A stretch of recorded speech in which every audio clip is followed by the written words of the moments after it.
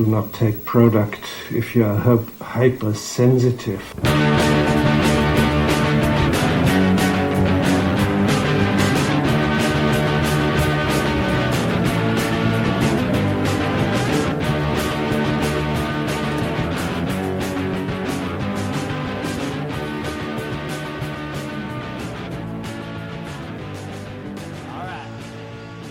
Hey Internet, and welcome back to the Intoxicated podcast.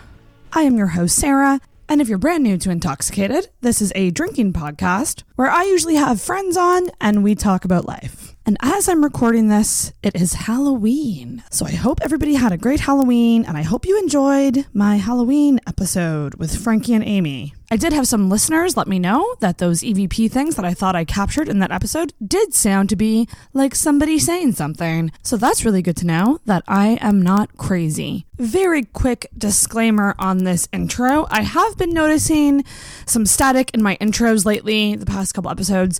I don't understand what it is. When I monitor my recording, I never hear it. I only ever hear it on playback, and I do double check to make sure everything is plugged in and nothing is loose. So I don't really understand what that static is. Sorry about that, guys. I'm gonna try to look into it and figure it out. Just wanted to let you guys know that I know about it and I hate it. Got one hell of an episode coming your way this week. We have a returning guest and a brand new guest on the show. This week I welcome the very awesome Catherine, who is a friend that I've known for quite a while, but we have recently rekindled our friendship, and she's just a goddamn awesome person. She is also a Patreon, so that's pretty cool. And returning guest Vern. Vern was obviously on a very recent episode of the show, and he's always welcome on any episode because I love Vern. Love you, Vern. So this is really interesting. So Catherine wanted to come on, and kind of the subject that we wanted to talk about was essentially just relationships and our relationship problems. But the opportunity came up to invite Vern in on the conversation as well, and I thought it was a really good idea because he can kind of chime in with some outsider perspective. He's someone who knows me pretty well and had only met Catherine that night, so it was actually a really interesting conversation.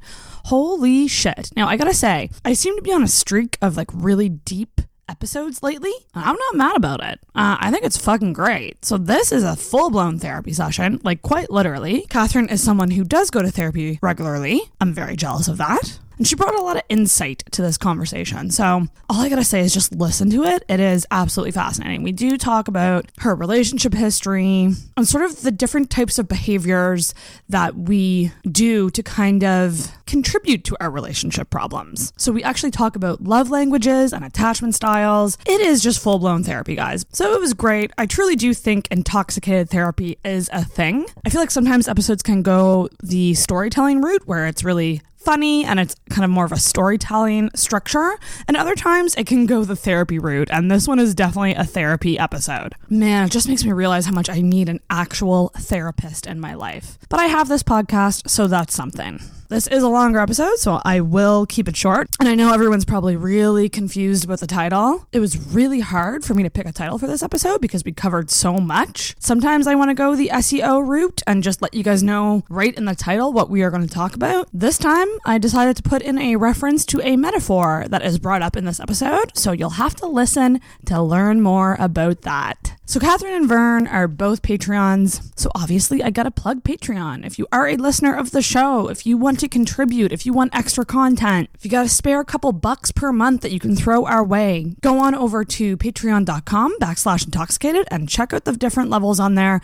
You can donate anywhere from $1 to $20 every month, and it really helps out the show. So definitely check that out, and make sure you're subscribed on any podcasting app that you use. I always feel like I shouldn't have to say that, but I do, because sometimes I will actually listen to a podcast and realize that I'm not subscribed to it. It's really, really bizarre. So make sure you do hit the subscribe button so that you don't miss any episodes. Leave a rating or review on iTunes if you can, and give us a follow on social media. So that is Intoxicated Podcast on Facebook and Instagram. On Twitter, we are _toxicated. You can also email us at intoxicatedpodcast@gmail.com. So that's about it, guys. I didn't do too bad on this intro. I was pretty quick. I'm very proud of myself. I hope you guys enjoy this supersized episode with Vern and Catherine. Do what I do. Fuck anything that moves.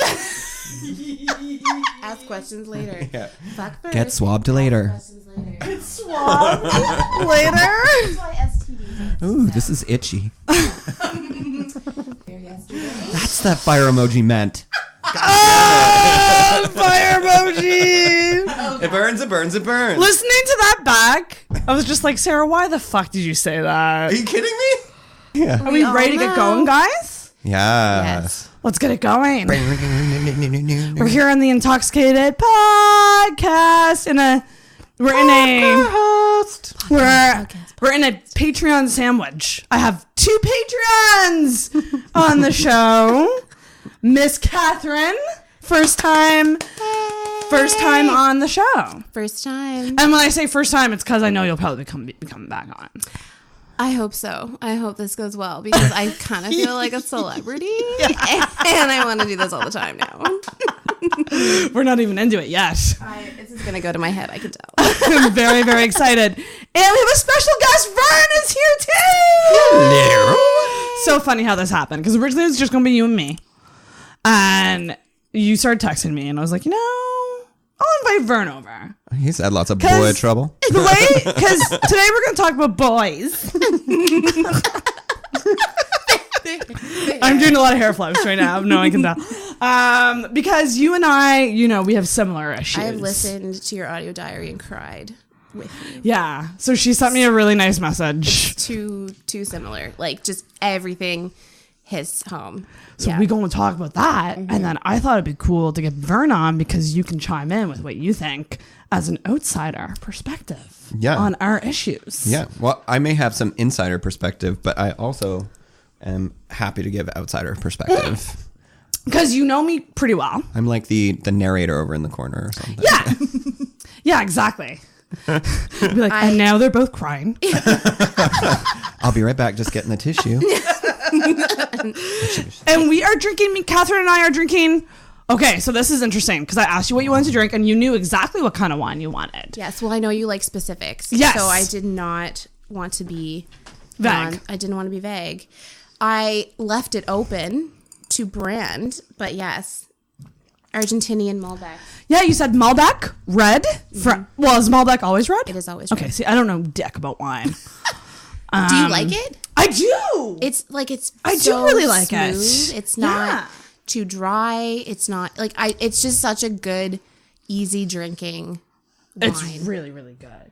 And in recent years, I never used to like reds. Mm-hmm. I used to fucking hate red wine. I used to cringe at the thought. And when I started drinking, white wine was my thing. It had to be white wine from the Germany section in a blue bottle. Oh, the Relax. Oh, Riesling. Mm-hmm. You get it! Yeah. The Relax Riesling? Yes, I've drank that. I used to drink one called Blue Nun. Okay. What were the other ones? There was another one in a blue bottle that I used to always get. I would know it to see it, but I just don't know the name. It's probably a Gewürztraminer. That sounds about right. I was you could have said anything that sounded German, and she would have been like, uh-huh. Yes. I would not. I'm so gullible. Like you could have said anything to me, and I'd be like, "Oh my god, you speak German? That's amazing." I'm really impressed. But yeah, no, I went for sweet wines. Yep. And really cheap, like $10. I can't. Like if it was more than $10, it was like out of budget for me. And then like it just started I started puking all the time when I would drink it. It was just never. Oh, here's the bell. Yeah, it's funny when Catherine and I have hung out recently. Like we'd be like talking back and forth, and then she would literally go like this, ding ding ding. Like she wanted to hit the bell, but the bell wasn't there. So I do my like preach here and there and bell ding. Yeah. But oh my gosh! So thanks so much for coming on. So let's do a cheers. And do you have something to cheers, Vern? I do. Water and Diet Coke and a smoothie. Yeah. Get prepared. Bring it in. Cheers. Cheers, sisters. Mm-hmm. So we do have to start it off because you are a new guest. And 'tis tradition. Okay. To do a friendship origin story. Okay. Do we remember when we... Well, I know who we met through. Way back. We met through our friend Megan. Yeah. Was it a Matt Mays concert? So I remember coming to your apartment when you were on Church Street. You lived on Church Street? I did. We talked about this. You lived on Church Street too. I lived on the corner Right. I remember. It was like It's a the building. Yeah.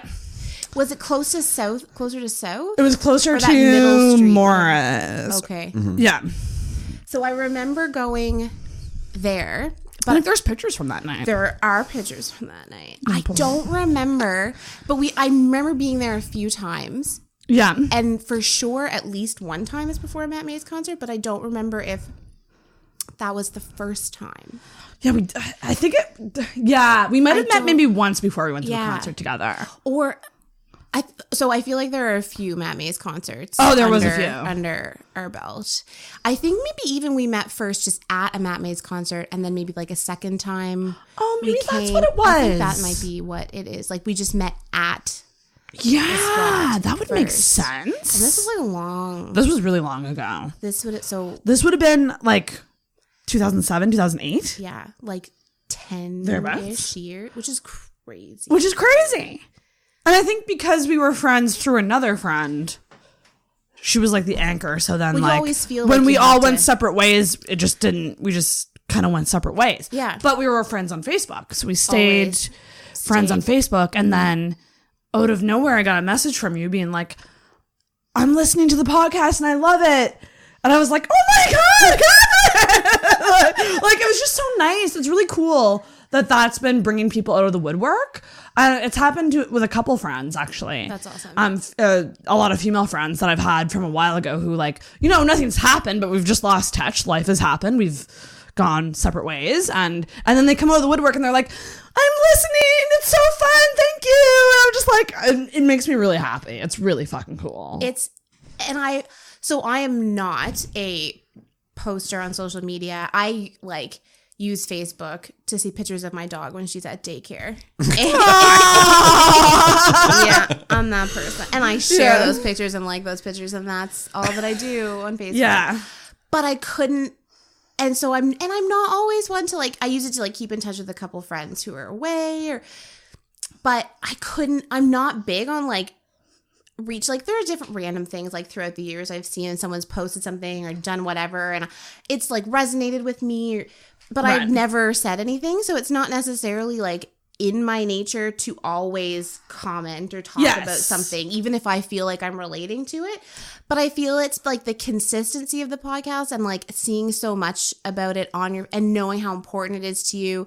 And I was I genuinely really enjoy this. Aww. And I need to let her know. I just felt so compelled. And what I loved about your messages is that you were just I hope this isn't weird. I was like, no, this is so awesome. It's so nice to hear from you. I don't even know if she'll remember me. Oh, God, yes, I remember you. And it's really cool because this has happened with a couple guests. I had my friend Rebecca on too. She's done a couple episodes. And it's one of those things where these women are coming back into my life and I'm just thinking we should have always been closer than what we were. Mm-hmm. But the podcast is bringing us back together in a weird way, as cheesy as that sounds. It's a catalyst. It's a catalyst. Yeah. It's a reason to hang out. It's and I know what they're doing, so I can be come on and talk about what you're doing. You know what I mean? So it's really, really cool. It is. I love reconnecting with people that I always liked. Yeah. And then it's there's no reason that exactly. we shouldn't. But for sure, when you're young and there's that common friend, and then when the common friend, you feel they always need to be there. Yeah. And that's I think what it was with us. Yeah. For sure. Yeah. We never got to the point where we would just hang out on our own. And I also think as females, maybe I don't know if guys go through it, but as females, when I not now, and maybe not so much in our 20s, but when we were younger and for sure growing up, if there was that common friend, and if a common friend introduced two females, and then those two females hung out on their own without that common friend, that's not a good scene. Thank you. I'm familiar with that. That is not. I don't think that's a guy thing. Okay, because it's not even a gay guy thing. It shouldn't. It's a super insecure thing. So it's when you're growing up, you feel you're going to lose your friend, you feel threatened. And so that's true. I think always kind of being mindful and respectful of that. Plus Megan was she's passed now. I'd actually, if she was here, I'd ask her to come on. She great. would. She's such a the more the merrier kind of person. Yes. So there'd never be like a reason to not. And Megan would be like probably the last person on earth who would ever care if somebody hung out without her. But she would be, everybody come, it'll be great. Whoever's there is better. So yeah, I just think it was because it was always like that vibe with her that that's sort of just, like the Twix in between, all that kind of together is why it sort of lost touch. Because there was no reason to not. It was literally just when she moved. You guys were meeting in university too, right? University. Yeah. So it's a pretty transformative point of your life where there's a lot to do and a lot taking up your attention. And now grown. So welcome back to your friendship. Thank you. Thank you. Welcome and being semi-normal. And then in a weird way, Megan is what had us start hanging out again because we went to Lower Deck. She was visiting. That's a really good point. And, that's hilarious. And then you asked me to come, and I was like, hell yeah. And then that's how we started hanging out again. That's a really good point. And now we're going to be We've been comedy talking show before. buddies now, too. Yeah, I am so excited. Will you come to comedy shows with us, too? Sure. Oh, yay. Oh, it's so fun. Mega Comedy Mondays every Monday night at Gus's Pub. By donation only. Suggested plug, donation, plug, $5. Support your local comedians. They fucking deserve it. They work really hard. And they're great. So talented. Yeah. There was 8 or 10 of them. Yeah, there was a bunch. Yeah. So totally different styles. It was a really good variety. It was totally And I enjoyable. feel like, Andrew, I hope you're listening to this, because Andrew was sick that night and his friend Martin. So they share co-hosting duties of the show. So sometimes it's Andrew and sometimes it's Martin Edwards, who's a sweetheart, who I finally got to meet that night. But like, you and I feel, brought the energy to that show. I just want to say. Which was like unintentional, but I think we're so similar. Like we're vocal people. Yeah. So we both are laughing and like making expressions, and it was, it was intimate. Yeah. Yeah. It's a smaller show. Yeah. But that can be good, I think. It was cool. And there was one moment when there was a comedian on talking about jacking off into a milkshake. And I think I was like the only one who laughed. Yeah. And he was like, he had this moment of, ha! You know what I'm talking about. And like pointed at me. And then there was a pause and he goes, you want a milkshake? And I just died. I fucking died laughing. I thought it was fucking hilarious. Said, yes, she would take the milkshake. Listen, as long as it's mixed with something, I could probably do it. He was adorable. He was a baby, but he was adorable. I feel like when a guy is funny, it instantly makes them more attractive. Oh, for sure. Like, well, it's no their matter charisma. What. It's just like, they give off and it's like, you can be shy, I don't know, but if you're funny, if you can laugh and like just crack a joke and not be too serious, and I feel like shy guys can do that too. There's a science behind it as well. Really? And I should have Googled this before mentioning it. But apparently, so when a guy makes a girl laugh, it's the same. They have a similar chemical reaction as when they give them an orgasm. To your vagina. Yeah. It's like a similar reaction. So like that's why guys love it when girls laugh at their jokes. Because they're like, it's like a survival thing. He's like, I'm doing good. I want your babies. I can probably fuck her and spread my seed. So like back in the day when they were like cracking jokes about woolly mammoths, it was like, and the girls are laughing. Yes. They're like, this is perfect. But it is, I have to admit, like when I make a guy laugh, I feel damn good about myself. It's an empowering thing. I think when you make anybody laugh though, it's well, because laughing is like, it's like food. Like it's such a common thing. It's a thing you can share with people. Like to laugh with somebody is, it's just a relaxed, enjoyable thing. People are happy. What's not to be? So from happiness, the blood flows to your vagina and then you want to have sex. I love a funny guy. The funny guys. It's like number one, I think. For me, is funny. I just had a vision of that scene in Avatar where their two like sex tales are intermingling. It's like comedy has achieved the joining of the sex tales. Sex tales. I think we have our hashtag so far. Hashtag sex tales. Man, oh man. So many things. We could tell stories of our sexual escapades, sex tales, or we could talk about when our sex tale just connects with somebody and nothing else happens, but like, you just had that sex tale connection. You could hold tails walking down the street. Sex tales. Oh god. Listen, I'm in charge of the sex tales, so if there's anything you want to know about them, Oh, I run all the sex tales. That could be a whole episode. Yeah. Embarrassing sex stuff. There's a lot. Oh yeah. But so you said that you related to the audio diary, because in the audio diary I was talking a lot about how like I just don't feel. Guy. I mean, at the heart of it, I don't feel dateable. Yeah. I know that that's not sexy for me to say. No, and part of the audio diary for me was admitting that, like I don't like that I feel this way. I know that it's a very attractive trait in women and people in general to be confident and love yourself no matter what and not need a man. And I don't necessarily need a man, but I really want one. I think, and there's a guilt associated with it because you want to be seen as strong, but like then you're terribly lonely at night and you're really sad about it and you really want that connection. But I think if you try too hard to give off that strong exterior, you can seem impenetrable. True. Quite literally. That's very true.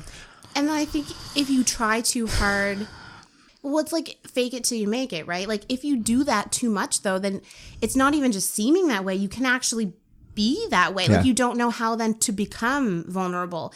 And it's like being dependent on, like, that's not a bad word. Like a healthy relationship, there should be an interdependence. Like I can depend on you. I can rely on you. I can count on you. I can lean into the relationship when something's going on like that. And it should work both ways. And if you feel too, it can just be like you're emotionally unavailable. Like, oh, I don't need you. It doesn't matter what you do. It doesn't matter what you say. And if you worry about scaring off guys with that attitude, then just remember the guys you're scaring off are the guys that want absolutely no commitment whatsoever. That's true. They will offer nothing to you except for the things that they also get pleasure from. And that's virtually like a net zero gain. You might as well just keep masturbating. That is both of you. An incredibly good point. And that's hard. I need 2 bells. I keep saying this. Because in this, do you have another bell? Oh, that's true. Ding, ding, ding. That's perfect. I'll ding you. Someone can ding me. That should be my thing on Tinder. You can ding me. So I guess my thing is like I've started just being like, this is just what I'm feeling, guys, and I know it's not cute. No, I think it's great that you actually say it out loud and you're releasing it into the world. That's exactly what I was like, putting it out in the universe. There was a time where I felt the same way, but I also I wasn't enriched in other areas, so I was like hyper depressed. Like I was a very negative person, and that's where the drinking got bad. And so I had the want for a partner, but then I had all this other shit like not being fulfilled and hating my job and not like finding a hobby that I really liked like I have now. So I feel like in many ways I've come leaps and bounds from where I was, but there's still issues of loneliness there. And I'm someone with I hate saying this because it sounds cocky, but I do have a lot of friends. Like I got good. I'm so fucking thankful for that. I have really good friendships in my life. And like a good amount too. So like it's not that I'm lacking connection with people. I'm just lacking that emotional, romantic connection with a guy. Like, so I've fallen into casual sex for 6 years and it's just become my normal at this point. I think so I heard this, well, I don't know, it's not necessarily a quote, philosophy or whatever. Anyway, it was talking about how we can have, like females in particular, but I think it probably goes for males as well. You can have all like facets of your life together. You can have the great family and a great friends and a great job and a beautiful home, and you can have all, but then that one thing that's not there, like that's the thing that gets all the emphasis and the attention. And it's not like when I'm going through like a difficult time or a breakup or something, it really does, and I hate that it does, but it really does impact my view of my worth. Yeah. And that's where we relate. Yeah. So that's, I think, what you connected with in the episode. Yeah. Like, and so I think, because I've used the term, I feel, so, and I know it's like you're giving power to these guys to let you feel this way. But so I've used the phrase, like some of the things that have happened, and we can talk about, have made me feel like unlovable. Yeah. So I'm curious, like, what you feel the difference is, I mean, between like feeling or being undateable versus unlovable. Because like it's kind of, because I hadn't really thought about it in terms of maybe that's it. Maybe that's how I feel. Like, I think the dateable comes, I think that's just part of it, right? I think I definitely feel unlovable too. I mean, I've only been loved twice. I've only had 2 relationships my whole life. But the reason that I think I'm undateable is because guys don't want to date me. I know that sounds ridiculous to say, but I'm telling facts here. In the 6 years that I have been since my last relationship, I've had one situation where a friend of mine admitted feelings for me and that I could have dated him, but I just didn't feel that way about him. And that's really been it. Can I unpack you for a minute? Mm-hmm. So what is it that makes you undateable? What have you intuited from men's response to you? 23 minutes in. Let's get into it. People at home, take some notes. The truth is that I just don't know. I don't know what it is. There's a standard checklist. I'm ugly. I'm fat. I'm stupid. My career's going nowhere. I tend to go to the too much category. So that wine's gonna. Oh, there you go. Oh, good. That would be bad. I tend to go to the too much category. I feel like, okay, I have a lot of guy friends, so I have a lot of friendships with guys. That's great. I can get fuck buddies pretty easily. That's great. But as soon as as soon as I try to mold those two together, like either in terms of like a relationship, like let's just go out in public and be together, like let's date. Dating. Like date a friend? Yeah. Okay. Like I say a friend that I've been sleeping with. Okay. It's just they've never felt that way. The only time I've ever gotten an answer to that question, and it actually happened this summer actually, my fuck buddy was over and I was like, so out of curiosity, like why have I never been an option for you? Because we're friends, but we have sex when you're not with anyone. And then you date other people, and then you come back to me. Like I'm the in-between girlfriend person. So, like, why have I never been an option? And literally his response was, I just don't know how we would do, like, personality-wise together. So is he... So there it is. Like, it's the void personality. of personality? Yeah, I was just going to say that indicates that he doesn't have as much. Yeah. He has less than is necessary for you. And that I is also just, feel that's a lack not of confidence. Yeah, but that's not a bad thing for you. That's a terrible thing for him. Is a shitty, like, underwhelming personality. And I think I've always tacked it under they're ashamed of me. I think they'd be more ashamed of themselves knowing that they could never keep up with you. Like, And then they in terms also of your don't sense know of how to, humor. like, just let you shine and be okay with them. That's true. Do you know? Because it's either keeping up with you and being like just as extroverted and just as bubbly, but also being okay having the downtime, so being like very well matched, or being okay being reserved or being quieter and letting you do your thing and being like happy for you and also getting enjoyment out of that. So there's either not enough personality there or not enough confidence there or both. Well, I've always felt in my casual sex situations like I could easily get feelings for all these people. But I don't necessarily think that there's feeling on their end because I've seen how they bang me. So just casual sex? And it's quite porny. Is it hard? That's dudes, though. Dudes watch porn all the time. Like, That's so gross. The smallest proportion of men possible are those that don't watch porn. So that is how people are educated about how to have sex. And I'm pretty sure you can re-educate people in a porn vacuum. You just need to, like, get them off it for a while. Is that possible? Because I feel... So I dealt with this with a boyfriend who was single for, I don't know, like 4 years or something like that before he and I started dating. And he became... Well, I don't know. I felt like he was addicted to... Like it seemed like... Well, and then it got bad because for a whole bunch of other reasons. And then he was like...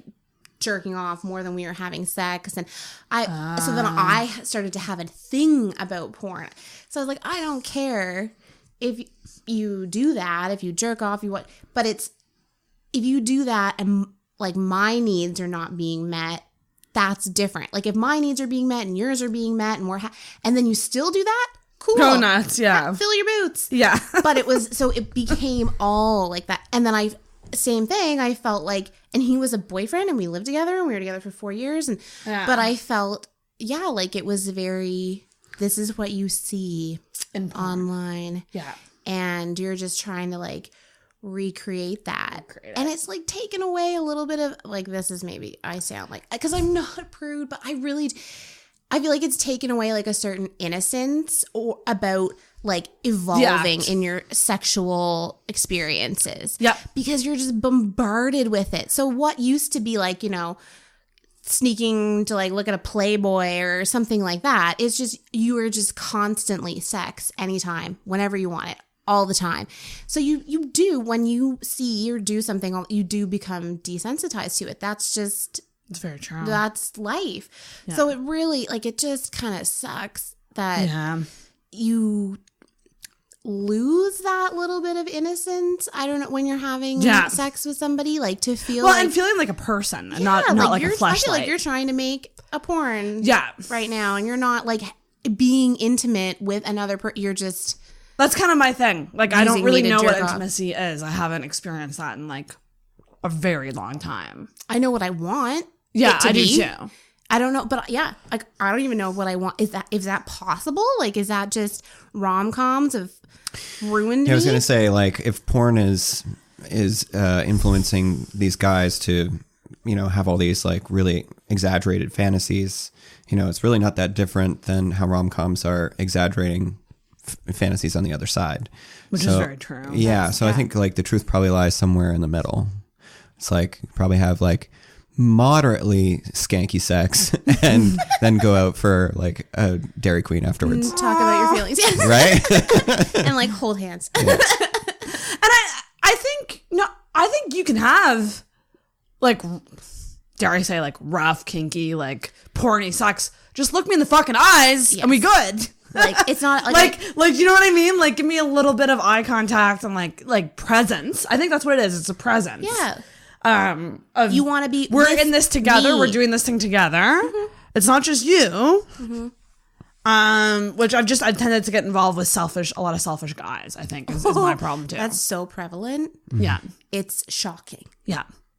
And I feel like that's kind of tied back to like putting up kind of that wall or making it seem like the guys that who are selfish also put up that facade of not caring. Yeah. And then they just become focused on them. It's like, I can't deal with you because I need to, like, I blatantly had a boyfriend say that to me one time. Like, and I was going through, I'd been diagnosed with colitis. My grandfather had passed away. I was like working from home all the time because I couldn't go into the office. I was so miserable. And so I was just having a really like difficult time with him, and he was also just not a bad person, but not a good partner. Right. Just never made toast for me. Like just not a partner, not there at all. And blatantly said like, I don't know if I can worry about your stuff because like I have to worry about my stuff. Well, I have heard that story. There are these boys out there. And that's like, they're boys and they think they're men, but no, they're not even done. They should go back to their moms. Thank you. They're not finished being raised. Out of curiosity, was this the last boyfriend or the boyfriend before? No, it was the boyfriend before. Well, not the boyfriend before. The boyfriend before that. How many boyfriends have you had? There's a few. How many? Oh God, like actual things I would actually call like a relationship. Yeah. Okay, you have to count, so that means a lot. Well, there was like high school first boyfriend that was like the fall in duration, and we broke up before Christmas. And then there was the first like real boyfriend that was like grade 12, first year university. Then there was the first guy that I really was like, oh my God. Like I met him when I was 18. He was 26. He was 6'6". He played soccer. I was like, yeah, hung like a stallion. Right. Exactly. Little 18-year-old me did not know what I was getting into.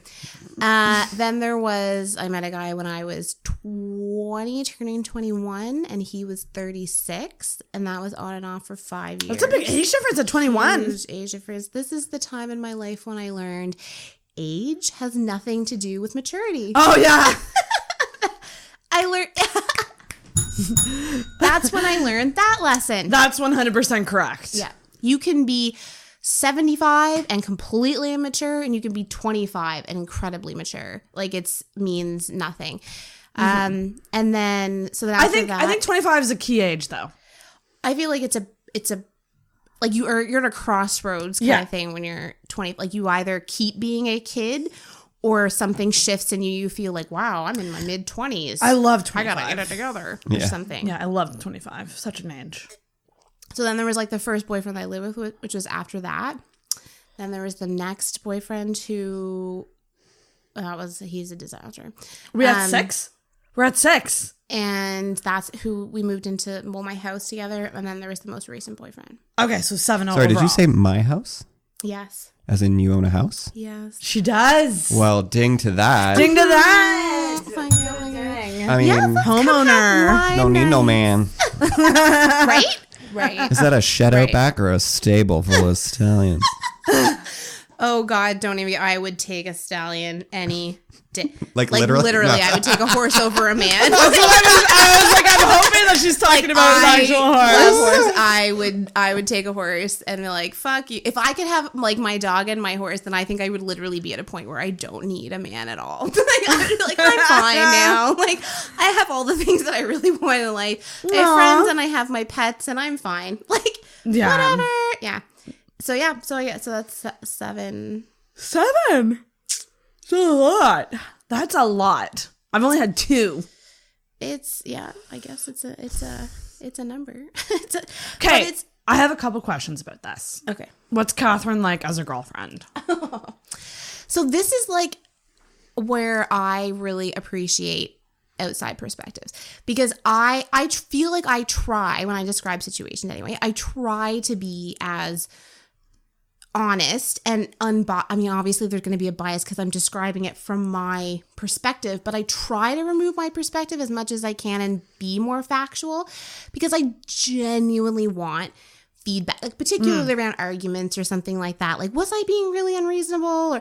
So I try to do that. So when I say like, this is Catherine as a girlfriend, this is me and how I see myself, but I don't know if that's how. That's true. It's undoubtedly going to be mixed with a little bit of what you want to be, what you want to project. Yeah, oh, that's true. Absolutely. Because I've had like guys tell me that like, oh, like you think you're like this big ball of love, but you're not. But But those are also the guys that are not emotionally available, and they're the selfish guys too. And so they've said that when it's gotten so deep down a point of like trying to get something out of them or like to really connect with them, that my level of like frustration has just gone beyond where I thought it could even go. Like each guy has like tested me in new ways, in the sense of like, oh, I will put up with more than I thought I ever would, or oh, I can be more frustrated than I thought I ever could. So like as a girlfriend, like things factually that I have done, I feel like I'm very considerate. I like considerate just in a like thinking about like a general thing, like, oh, I'll call you if I'm late or that kind of stuff. But also like thinking about things that you've said, like something that you need or something that you like, and thinking about it, putting a lot of effort into like a birthday gift, or thinking about somebody if like, oh, I'm out and about and, you know, oh, they said like they needed gloves for work because they're really cold. Like, oh, I should get them gloves. Right. Like, so it's all those little things like those that. Those little things. So I try, and I love doing that. Like my last boyfriend, at his birthday, I got him like, he is a computer gamer, and he had boys and games. Oh my god, I can't verbalize my face when she said that. I know it was. But it was, if I was to give it a sound effect, it'd be like, yeah, gamer. Yeah, and like, no offense, guys. I know. Do you find that you give really good gifts and you don't get the? Good gifts back. She gives really good gifts. I do. And I always have. Just a natural gift giver. What can I say? I am a giver. Yeah, because so he said to me, and he's like gone through a lot of shit in his life. He takes no ownership he's incredibly stubborn, but he takes no ownership of anything. And I don't know if he denies it and really knows it or doesn't even know it. But anyways, he said to me, and it meant a lot because he's not super close with his family. He almost got like a tiny bit emotional and was like, wow, I don't think I've ever received a gift like in a long time that was like actually a gift that somebody really thought about. Right. Like something to that. You could tell he was really like, not only did he not appreciate it because he liked it and it was somebody thought about it, like they put effort into it and remembered something he had said months ago, and so that was awesome for me. To get that appreciation. Yeah. Like, yes, I made you feel exactly the way that I wanted you to. Like, I wanted you to feel special. I wanted you to feel loved, and so that's important to me. How I make somebody feel. Yeah. Like I remember hearing a quote like, "People don't remember what you say; they remember how you made them feel." I feel like that's very true, and again, so this is coming to like what you want versus what you really are. But I tried it like, again, and when it just gets really like at the beginning, and like the way that I would like to be able to continue if these guys were at all normal. I don't know, normal is a bad word, but like emotionally available. That's just, since that has become part of like my vocabulary, it's just a phrase that's very relatable, and it's very prevalent. Yeah. And anyway, so I'm considerate. I feel like I'm very loving. I'm affectionate. I like it. Yeah. I just like, I want to hear that you love me. I want to like have physical affection. It doesn't need to be over the top, but those are like my love languages. I was just going to say, because we were talking at the comedy show, we were talking about love languages, and I never knew that this was a thing. So like, can you explain it again? Because you explained it really good. So I may not do this justice, but there are 5 love. Do you know? Okay. So there are 5 love languages. So correct me if I'm. So there's like words of affirmation. So that's the I love yous, the you're beautifuls, like that kind of thing. There's the physical affection. There's acts of service. There's gifts, and then there's like quality time. So acts of service would be more like mowing your lawn or tuning your car or picking up groceries. And gifts would be like, oh, I bought you this diamond necklace, or I bought you. I want all them things. Can my love language be all 5? It can be, yeah. There's always going to be like 1 or 2 that dominate, but interesting. Yeah. So the philosophy is that people with different love languages can be together, but you have to understand how you receive love and then also how your partner receives love. So you need to, like, if words of affirmation are really big to you and physical affection's big to them, like you kind of need to understand like what love means to them and what it means to you, and be able to like adjust. I gotta chime in here. Yeah, I know. I saw Vern's face. Vern's face was I absolutely have to chime in, because although I agree with you, I think if you take that logic far enough, what you'll find is, in order for that to work, for people's love languages to be different and it's still to be an equitable relationship, basically both partners in their receiving and giving have to be somewhat autistic about it. They have to be, you are somewhat autistic in the sense that you don't appreciate that person's emotions, their emotional response, or what they're putting out in the way that they want to be appreciated. And it's hard to give them that if you can't kind of, you almost have to like drum it up. You have to like act it out for them. So can you say then that is a real genuine exchange? Interesting. Yeah, that's very, very true. So I guess it matters like how different. In other words, you're doing it because you know the person wants it, not because you want to do it. Right. It's the dishes argument from the movie The Breakup with Jennifer Aniston. Oh yeah. I want you to want to do the dishes. I want you to want, not because I'm mad. Which is, that's actually like every single fight I've had. So my last relationship. So I've also feel like I'm a talker So that ding ding has gotten me into trouble sometimes. I am learning how to choose my battles, like how to not necessarily bring. Absolutely, it's a life skill. Yep. How to not bring up everything that's on your mind or bugging you, like learning to let things go more. Because I can let things go pretty quickly, but it's being able to not vocalize them sometimes. Is I would need another relationship right now to see how far I've actually come from learning that to now, because it's been a long time since I've had to implement that skill, since I learned that was important. But yeah, I really couldn't tell you how effective even just knowing that would be, or if I would just do a bunch of things same, like reflex. Yep. Yeah. And then once you've done it a couple of times, you go, oh, fuck, I failed at this. And then that starts to play on your mind. And then before you know it, you're probably doing something to intentionally or subconsciously sabotage the situation. I feel like it's something I'm always just going to have to be aware of.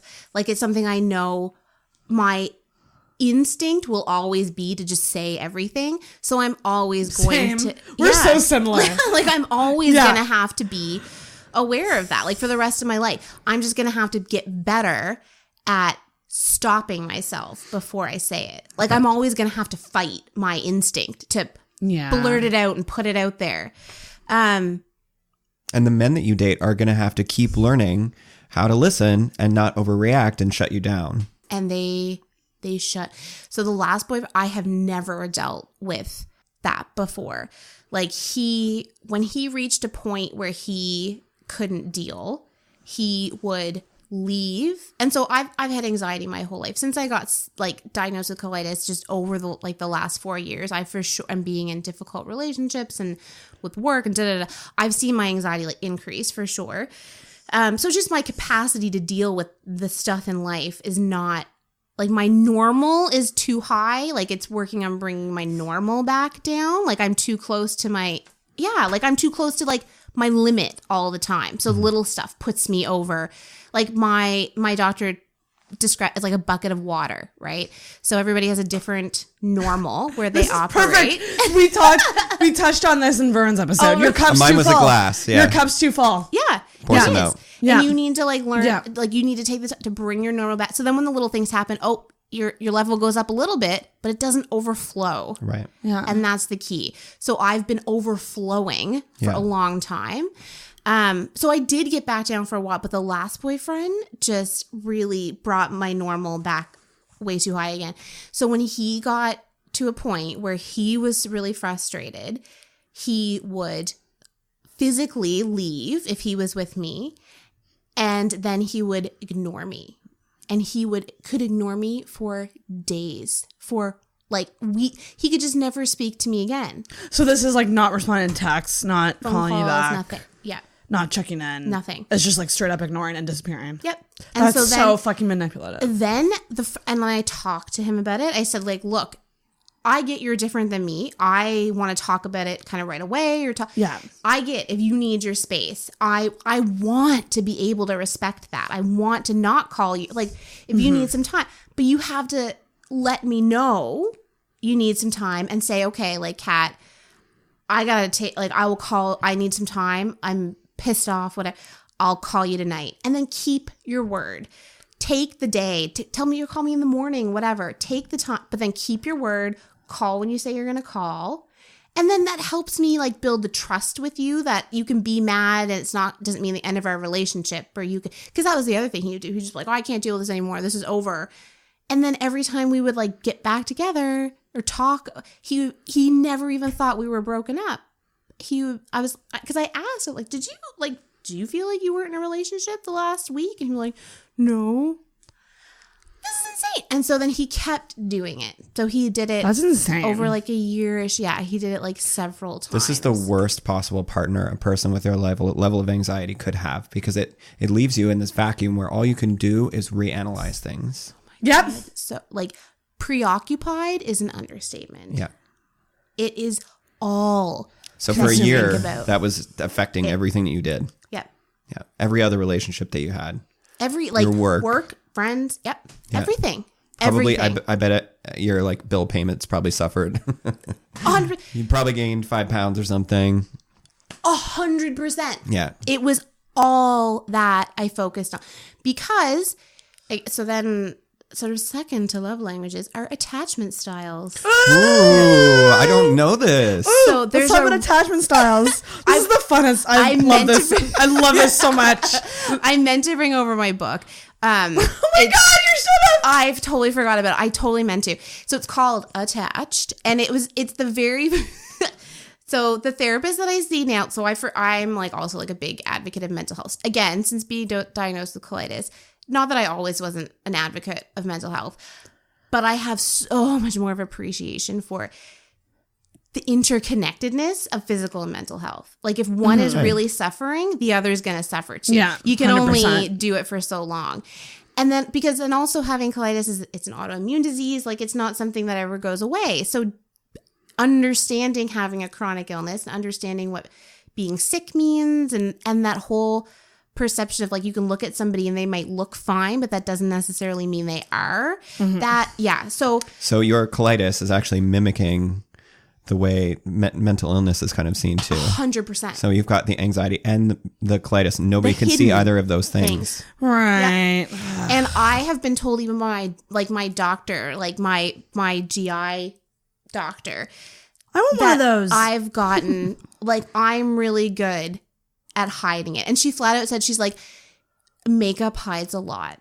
And she got, because she's known me, she's gone through all this with me, and she said, like, you're very good at putting on the mask. Oh wait, we're not talking about real makeup, are we? Yeah, like literally, like putting on your face, getting dressed, going out, right. like everything, like me putting on the mask of everything's great versus like what you really want to do is not put your makeup on and not get dressed and not do anything with your hair. You want to instead of bell rings, can I just drink every time I agree with you? Yeah. So Sarah hasn't stopped drinking because all she does is agree with me because I'm brilliant. You keep this up, she's going to need a refill real soon. I know. You need to do. Yeah. I'm going to go to the loo. Excuse me. Okay. So I will wait to talk about attachment styles. It's real, but it was the first book. My therapist, she met me in our first session. Get in the sound effect. And did she give you the book or did she tell you to buy it? Well, she asked, which she had a copy, but she's like, I'd need it back. She's like, but there's a lot in it, kind of like it's an interactive, but like there are little quizzes and places you can write it. So she's like, you might just get more value out of having your own copy. Right. So that's what I did. And it's like a little Bible that you keep coming back to. And it's just, oh my Lord, it's so me. Wow. I really want to check it out. It's really cool. So it's called Attached? It's called Attached. And it's like a white cover with maybe, I can send you a picture of it. Yeah. Yeah. Could I just buy this at Kohl's? Yeah. Like I got it at Chapters. Oh, amazing. Yeah. Attached. Okay. Yeah. So it was literally, the first time she met me, she was like, I think you'd really benefit from reading this book.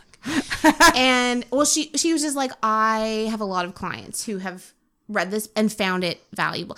It's insightful in that you're like, holy shit, that's who I am. So there are 3 attachment styles. So there's secure, which is like the goal of how you would like to be secure in the way you form it. So it's the way you form attachments with people. And it can be friendships. It can be like it started from, babies. Yeah. From babies, from like the psychology of how children form attachments with their mothers, and that can shape a lot of the way you form attachments. And it doesn't mean you can't change your attachment style, but it does shape the way that you form attachments with other people.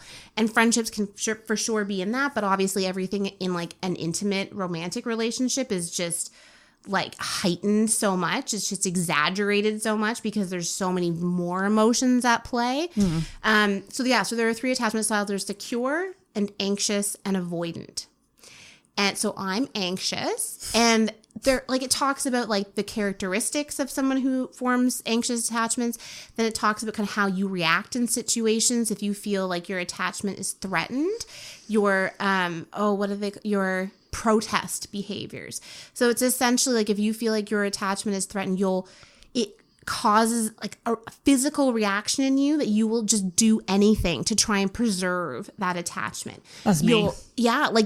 So that's the like the texting all the time or the calling or is it the like the giving you the cold shoulder because you want somebody to come to you? Is it whatever? There's like a whole array of things that are like the protest behavior for somebody who is an anxious person when they form attachments. Avoidant people tend to be incredibly independent and where they can have protest behavior when they feel like their independence is threatened. So if they feel like being in a relationship might threaten their alone time or their time to do their own thing, you may never ever give off that vibe, but it's like if getting too close causes them to put up their wall. And then they start getting into like this is never going to work, or like, so there's a whole, and then the secure person is literally like the balance between that. It's like they can be anxious, but they can also like calm down and like let you do your thing. And that's where a lot of people want to be. But you can get there. And it does, like the last chapter is about trying to make the shift to being secure. And there's a whole part. I want to read this book. The overall philosophy is like the worst kind of a relationship or the most challenging kind of relationship is an anxious person and an avoidant person together, because you're polar opposites in the way you handle things. That each ideally should be with somebody who's secure, because that will create that balance. That the anxious and avoidant, which I have for sure, like the main guys in my life have all been avoidants. Ding, ding, same. Yeah. They avoid, and that causes me to overreact and go out of my way when I shouldn't, and accept behavior that I shouldn't. And because I'm like, this is so important. I need to like save this. You're so special. And yeah. Your emotions are like air rushing in to fill a vacuum. That's exactly what it is. It's just like poof, instantly. They all come so quickly, and then you just like can't process them. It takes so that's another I learned along with like learning to choose my battles. It's like a baby. It's like self-soothing. Learning how like when that happens, like that rush of emotion happens, not needing to react externally, like to try and get somebody's attention and worry about that connection, but just be able to like control it myself and have more control over my thoughts and my emotions myself, rather than letting them control me. But it's deep, girl. That's like, it speaks so deeply to me, because I'm such that person too. Like as soon as something happens to me, like I have to get it out. Like I have to call somebody, I have to rant, I have to do a social media post. Like it comes in various ways. Mm-hmm. And so fucked. For me, I see it, like I can see it my whole life. And for me, it's not necessarily I don't know, maybe it is, but so I'm an only child. I'm the only grandchild on both sides. That makes two of us, dear. Oh, people I find with siblings don't totally get. I grew up, like I'm really close with my parents, and I grew up recognizing like the importance of a really strong like support system. So like the person that you choose like to marry and your friends, and having like those people around you is really important. Like when, you're going through, like your parents are, like my mom is an only child as well. So like when her parents are sick and going through all that kind of stuff, like my dad was great and I'm there for her and her friends are there for her. So it's so important. So I have always really valued the relationships in my life, like my friendships and being a kid and like being young and like being in junior high, and junior high girls are awful and the worst. They're the worst. And I remember like going through like doing things that I like, being a bitch when I'm like, I'm not a bitch, but doing things because that's what like somebody else was doing, like picking on somebody that wasn't going to be picked on. Or if I was feeling like I was being picked on, then like doing my best to try and like smooth it over and worrying about it. And because I needed to like protect that friendship, so I can see how in all kinds of relationships in my life that I'm very anxious in not wanting to lose those connections, because they're important to me. As I get older, I think I'm really fortunate in the friends that I have that are it's like a quality over quantity. Yes. The quality people are the ones that are still like are there in my life, and I'm not as worried about that. But then the romantic relationship, that's a whole other thing. Other kettle of fish. Still very, yeah. And my therapist said that, I feel like everybody on earth should be able to have access to a therapist. Like, you have access to GPs, like, for your physical health and physical checkups. I feel like everybody should have access to. Ding dang, yeah. Oh my God, it's such an important thing. So pricey though. It's insane. It's $180 an hour. It's outrageous. Thank God for health insurance. But like, if you didn't, that's insane. Like, there's no way somebody can pay for that. Like, it's outrageous. But like, my medication for my colitis is like $10,000 every 6 weeks. Like, it's holy shit. Yeah, that's insane. Yeah, like it's outrageous. So you really like you're in a situation where you can't not have benefits, right? With that high cost, right? Holy shit, $10,000. Yeah, a month, every 6 weeks. And that's just like, so Vern's mouth hasn't even come out. Yeah, isn't that crazy? Like somewhere in that vicinity. That's my, like, the Remicade. So it's a biologic. So I have to go to a clinic every 6 weeks and get it through intravenous for like 3 hours or something. Oh, shit. And so that's not even, like, I also take like a daily immune system suppressant, which is like, I don't know, like $600 every 3 months or something. And girl, your guts cost you almost $90,000 a year. I'm so high maintenance. You have a very expensive tummy. I know, I'm really high maintenance. Oh my God. When did you get diagnosed with that? Just over 4 years ago. So somewhat recently. Mm-hmm. What does maintenance mode feel like? If you're not having like... I have not been in remission yet. So remission would be... Yeah, it's just you have been non-symptomatic for like an extended period of time, like at least probably like 6 months-ish. It's been at an even keel kind of thing. And you're not, like, when it's bad, it gets bad.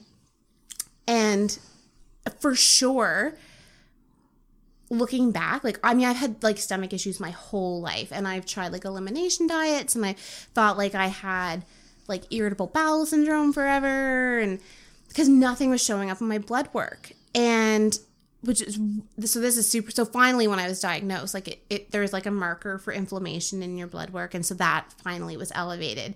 So that, along with like my symptoms and stuff, like my GP knew that this is what it is, so then she sent it like me on to the GI clinic.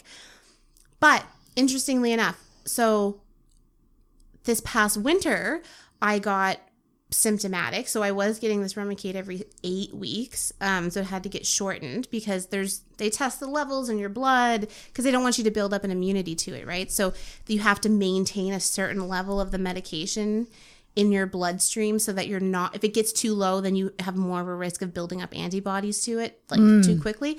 So anyways, so when I got really symptomatic and I was like having bleeding, like I went like 0 to 60 really quickly. So I got blood work, and my blood work was totally fine.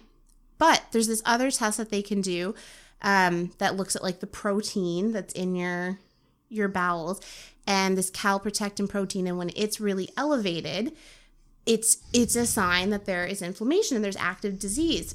So it's really great that this exists now, because for years there were people who were not officially diagnosed because nothing was coming up in their blood work. And they were like, but this is happening. And like, so now they have this other test that's been around like, I don't know, relatively recently, I suppose, that is a more accurate way of showing that. Because I guess when something comes up in your blood work, like that's sort of, it's really gotten to an extreme point when it's finally showing up in your blood, but it can happen, but there's a lot of other ways that can. That's crazy. Yeah. So it's. Holy crap. So it's been like a long haul. It's been, and it just impacts it impacts your social life. It impacts, and then again, like my relationship that I was in at the time, like I lost my grandfather like 2 days before I was diagnosed, or 3 days before I was diagnosed. And my grandfather was like my guy. We had the same birthday. He was just Oh, he was just my love. He was just, Aww. yeah. So that was the most awful thing. And he, so yeah, my boyfriend at the time, like the epitome of like again, he's not a bad person. He's not a bad person. He's just very selfish. Like the night that my grandfather passed away, we were going to go to a Mooseheads game, which I canceled with friends because I obviously was not up for going. And he was like, oh, well, since we're not going to the Mooseheads game, like, is it cool if I go play hockey with some buddies? And I was like, all right. I'm sorry. When you say he's not a bad person, he's just selfish. Can you define what a bad person is? Yeah. Because that would seem to be like a level of selfishness beyond which you just automatically are a bad person. I think you're being far too generous. So he came back That's some that night. fucking bullshit. He came back that night with a rose. And he said that he wanted to leave to play hockey so that he could like get me this rose. And I was like, you could have just said, I'm going to go to the store and get something for supper. Or Bullshit. Something, He wanted to go to the hockey game selfishly. He did. He then did you let on to him at all that you were displeased with that? Because so this is the thing. I was so drained emotionally that night. I literally if it had been like something else, I probably would have really cared. But honest to God, that night I did. If I had said no, like I want you to stay, he would have stayed and he would have been cranky and resentful. And I was just whatever. Yeah. Like, how long before you cut things off? So after that, it would have been less than 6 months. He said to me, we had an argument or whatever. And he said to me, like, I'm sure in the argument or some, like being super emotional, I brought up kind of all this stuff. I was like, well, I'm incredibly emotional. Like I lost my grandfather. I'm sick. Like I'm trying to figure all this stuff out. And he was like, I think you're using your grandfather's death as a crutch. A crutch for what? Being too emotional. Yeah. As an excuse for your continuing to be emotional. Mm-hmm. Oh my God. He can go fuck himself. That was the worst thing. Holy fuck. Not the worst thing I've had said to me, the worst thing he ever said to me. So it was less than a year after that. Did he think he was being helpful or profound in some way? Did you get that sense? So I've had somebody say, like my most recent boyfriend said, has like called me crazy. Like I've been super open with him about my anxiety and my health in general and stuff, and my worries about colitis and my worries about ever having to have surgery. And because I've had those conversations with my doctors, like it's been a real thing. Like I've burned through medications that work for some people, and I'm certainly not the only one. I ran this woman in the waiting room one time.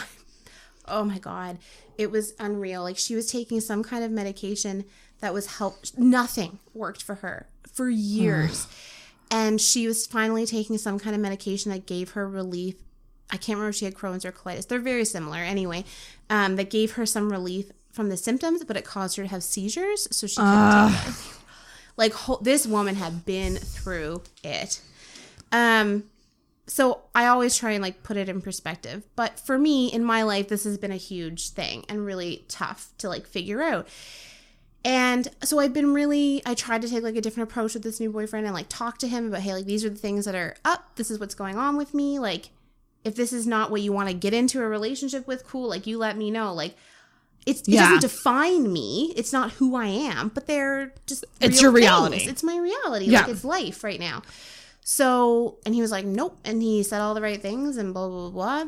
And then when it like reached a point, again, multiple times, and he would like run away, and that would cause me like stop running away, and my anxiety like really, it was like, you're crazy. You're never gonna find anybody who wants to be with you. Like you're nuts. You gotta like work out your shit before you can be with somebody else. Did he say that? Mm-hmm. Shut up. He just can't handle it. That's why he's trying to make you feel like you're undateable and unlovable. Like he made me feel so small, and like it got to the point. The last time that I spoke to him was like another like blow up thing, and I was like, look, I'm good enough at beating myself up. Like I don't need you to do it. Like you can stop. Like, that breaks my heart. It was, and it was like, there was so much like gaslighting. Like I didn't know he would like this. That's stuff. exactly what it is. It is, because I would ask, like I talk about my needs and like my love languages. And I was like, look, like I really need like physical affection, and I need like to hear nice things. Like it doesn't mean all the time, but so I tried to adjust. Like I know that he was showing love through like mowing the lawn or cooking dinner and doing these kinds of things and service. And yeah, like, and I really appreciate that stuff, but I'm still always going to need the things that I need. But I tried to talk about it, and he was just like just stonewalled about it. I would say like, hey, can we like just like put your arms around me if we were cuddling on the couch, and he wouldn't. And then I'd be like, can you just put your arms around me? And he wouldn't. I'm like, oh my God, why is it such a big deal? Can't you? So then these are how arguments would happen, because he would like, I'm like, why are you being stubborn about this? What is there to be stubborn? I think that it's an unfortunate scenario that you haven't met the right person for whom the two of you, these things would just flow together, and you wouldn't need to analyze or ask for it even. Yeah. It when it's a good match, the language is already being spoken. So you don't need to say, here's the Rosetta Stone of my feelings. That's fucking get on board. And he still didn't. Because there's nothing worse than having to explain yourself like that. And with I tried. Simple things that you want. Simple fucking things that you want. You shouldn't have to explain. Yeah. They should be evident. You shouldn't have to draw them a Venn diagram for it. Yep. No. And he would imagine? just say like, oh, I'm just not an affectionate person. I don't, Yeah. what does that mean? So when you went out to Staples and got a whiteboard and a few markers so you could illustrate. Do you think that Right. that's just genuinely what he is just not an effect? Like So this is where it's too bad you couldn't meet like an ex-girlfriend of his to compare notes. I know. So You know? I asked as far as I know, there was only like one serious girlfriend in his life, kind of like before me. And from what I kind of like, his friend described it to me one time. His friend, oh, he's so lovely. He's like the kindest soul. He's a fucking mess just in life. Like he's the most unmotivated human being I have ever met in my life.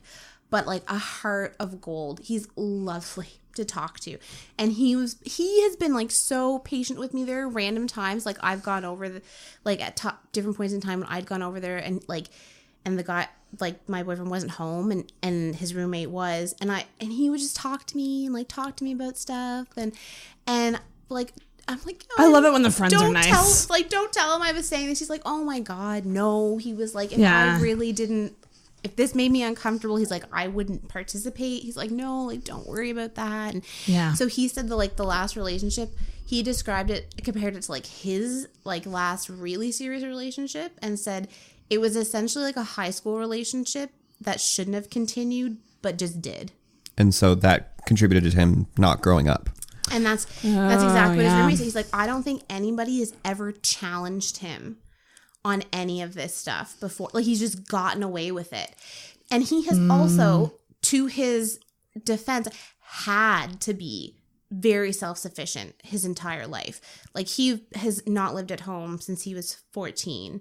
There's been a lot of shit that's happened in his life for sure. And he's had to like take care of himself and be totally reliant on himself. And I know that I cannot fully appreciate that, because I've always had like my family. If shit totally hits the fan, I know like my family's there. I know that I'm fortunate to have that.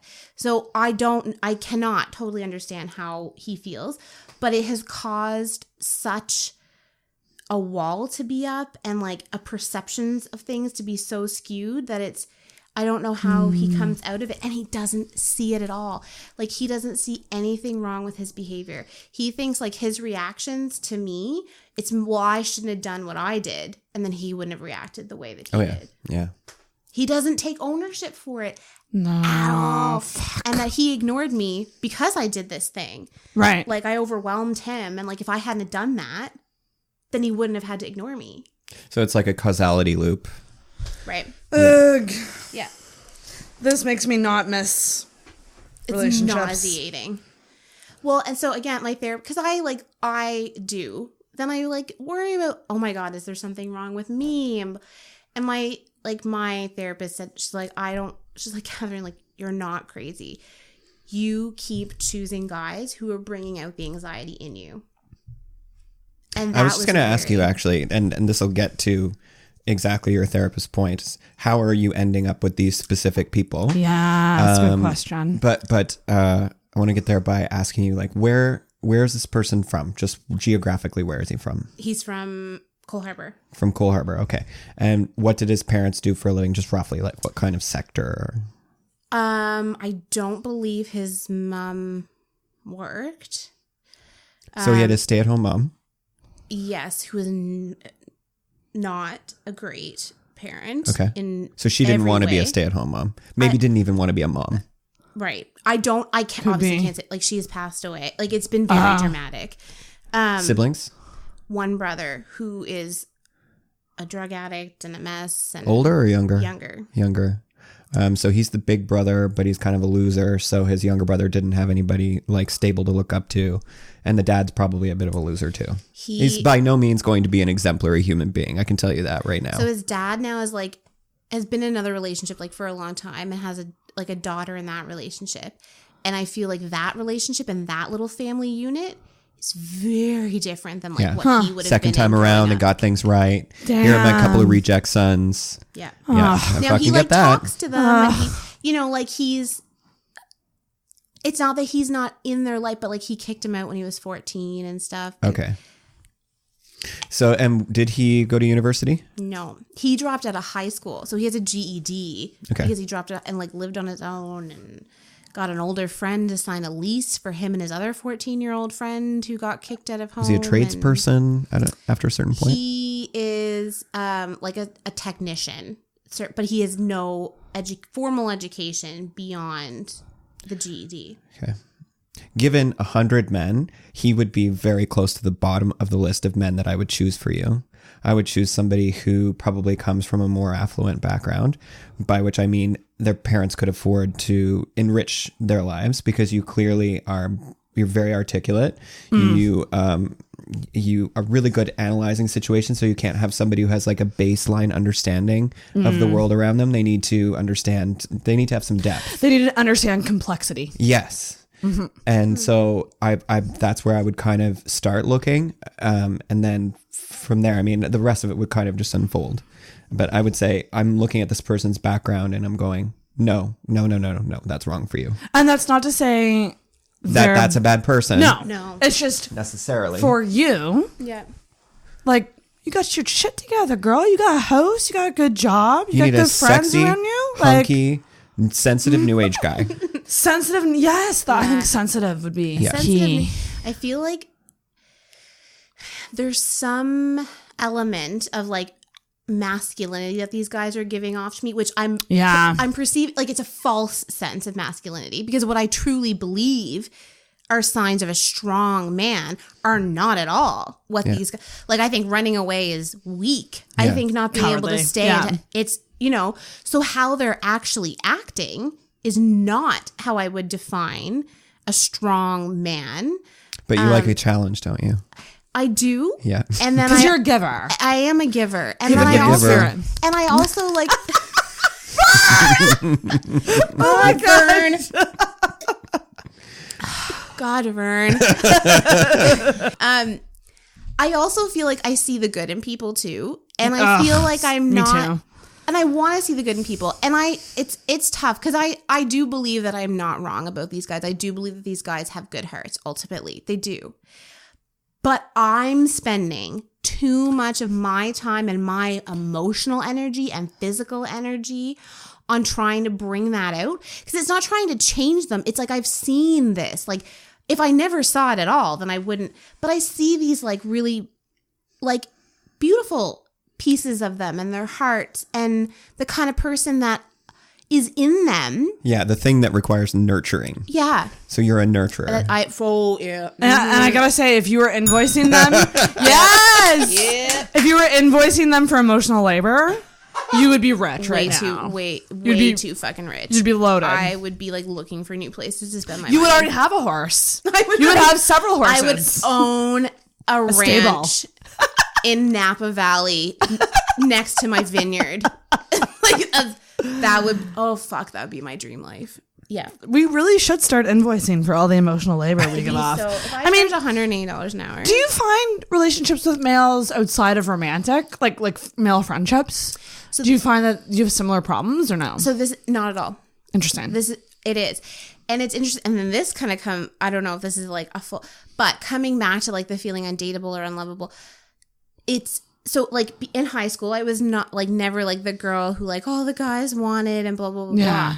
And I think for a long time in like my early 20s, I like, you know, had casual sex and what, and I think then I started equating like sex with love or with attraction. Like, oh, if somebody wants to sleep with me, they're attracted to me. Like that means I'm attractive. And though they want to like do that more than once, like, oh, that's I must be awesome. Right. Which is ridiculous. Guys will sleep with anybody. Like that's not and in no way should have any bearing on how you see yourself. So it's then evolving sort of from that. It's like somebody who shows interest in me beyond just like a friendship and like saw me like at like a week time maybe. So like the longer term boyfriend, like of 4 years that we like lived together and stuff, he was there and he was so easy to talk to from the very beginning.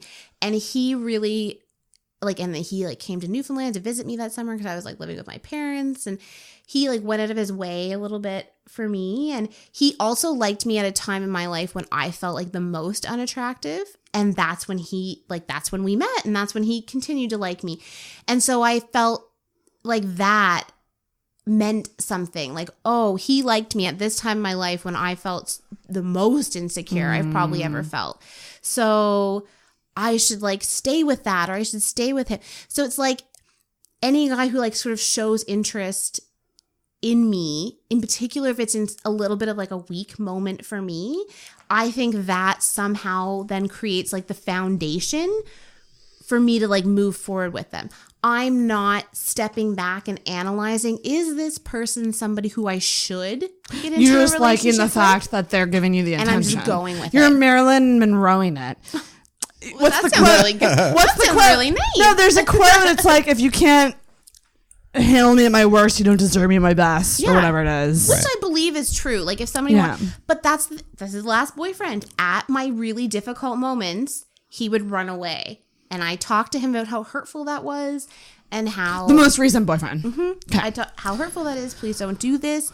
I need you to not do that. If you want to talk, I want to be respectful. And he would just shut it down before it even happened. Oh, you say you want to be respectful of my time, but in the moment, you never would be. So I'm that's not even fair. You're not even giving me a chance to try what I'm suggesting. You're just telling me right now that it wouldn't work, that I wouldn't be able to do it. Frankly, he just sounds dull, because if he didn't know that he wanted somebody he didn't have to put that much energy into, then he should have long ago picked up his bags and walked out. But he was waiting for you to be as worn down as you possibly could be to take full responsibility for it, because he needs a woman to do that for him, because he's a fucking loser. He probably... I'm sorry, he's a horrible person.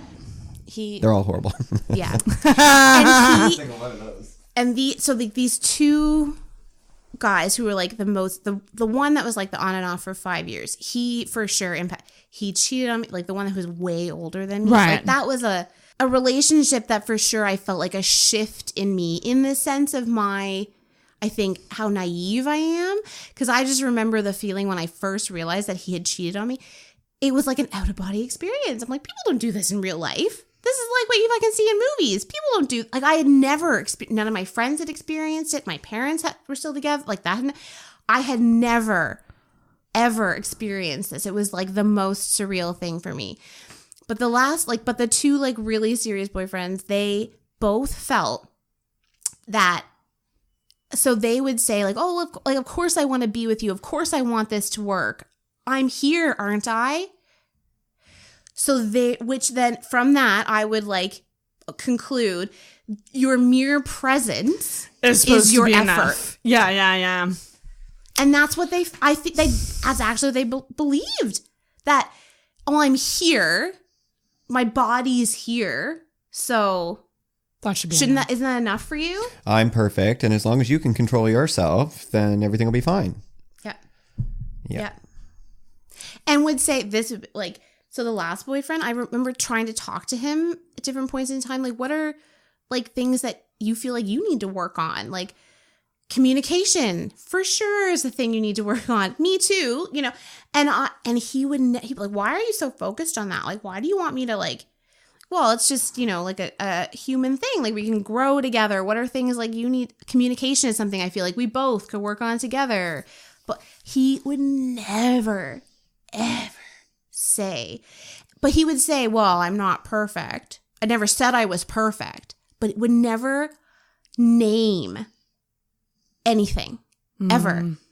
And even his friend, like the roommate who's lovely, like flat out called him like a very, like the very first thing he said, like I kind of had tears in my eyes, and he just said he's very difficult. It was like, I think one of the first when like, because we had like 2 really good conversations about the relationship, and that was the very first sentence that he ever said. And then I had said that to him at different points in time, like you're stubborn, you're difficult. No, I'm not. He's probably a Taurus. What's that? He's probably a Taurus. He is a Pisces. And the other one was a Cancer. I know you're a Pisces, aren't you? Them water signs, they difficult. But we emotional as fuck. And that's the other thing. It's like, I know that this stuff is hard on these guys. Like, I can tell, like, it's draining on them. Obviously it is. Like, but they just don't know how to process it and like step up enough to even say, like, I don't know what to do here, but I'm here. That's like, even admitting that they don't know what to do. That's fine. Like, I'm not expecting someone to fix me or like make me never feel anxious ever again in my life. Like, but I'm asking you to do, when these situations happen, this is what I'm asking. I remember one time, oh my God, he is not a good person. When I like start saying it all together. Now you're starting to realize. There was one time that, again, he was like we were having it, and he was trying to leave, and I was trying to just get him to like stay and I was honest to God on the verge of a panic attack, because it also happened like that. Like, it happened so quick. And oh my God, like I couldn't catch my breath. And he was just trying to get out of the house. I'm like, can you please just sit with me on the couch for a minute? Like, we don't have to talk. Like, I just need to try to calm down for a minute and just get grounded for a second. Can you? He wouldn't. He would not even sit on the couch with me. I was like, you can sit on the other side of the couch. Just please, can we just calm down for a minute? You can still leave if you need. Yeah. But can we just calm for just a minute? And he would not. Would not. He just left? Just left. Fuck. That's probably for the best. The only way you make 2 celery sticks out of 1 is by breaking them in half. I don't have any idea what that was. I just kept looking at this green screen behind you. Now I want celery. Where are the finger foods? I really do love celery. Yeah. Mm-hmm. Holy shit. I know I've like talked a lot. No, that's a lot of shit to deal with. It's a lot of crap. And I'm a pretty introspective person. So I really try to not, like, I don't ever look at myself and think, oh, I'm perfect. I know there are, of course, things, but I know my strengths too. Like, I know I have a big heart, and I know how much love that I have to give and want to give in a relationship. And I know, yeah, like that I have a great family and friends, a great support system. I'm educated. I have like a good job. You know, I have a master's degree. I have my education. Like, I have a great job. I have a dog. I'm open. I'm willing. I like want to, I'm happy to work on stuff. I'm not, you know, like someone that's going to write you off quickly, you know, but like, so it's just never, like, yeah, I don't know. Can I be a man for a second? Oh. Please, God. Yes. Okay.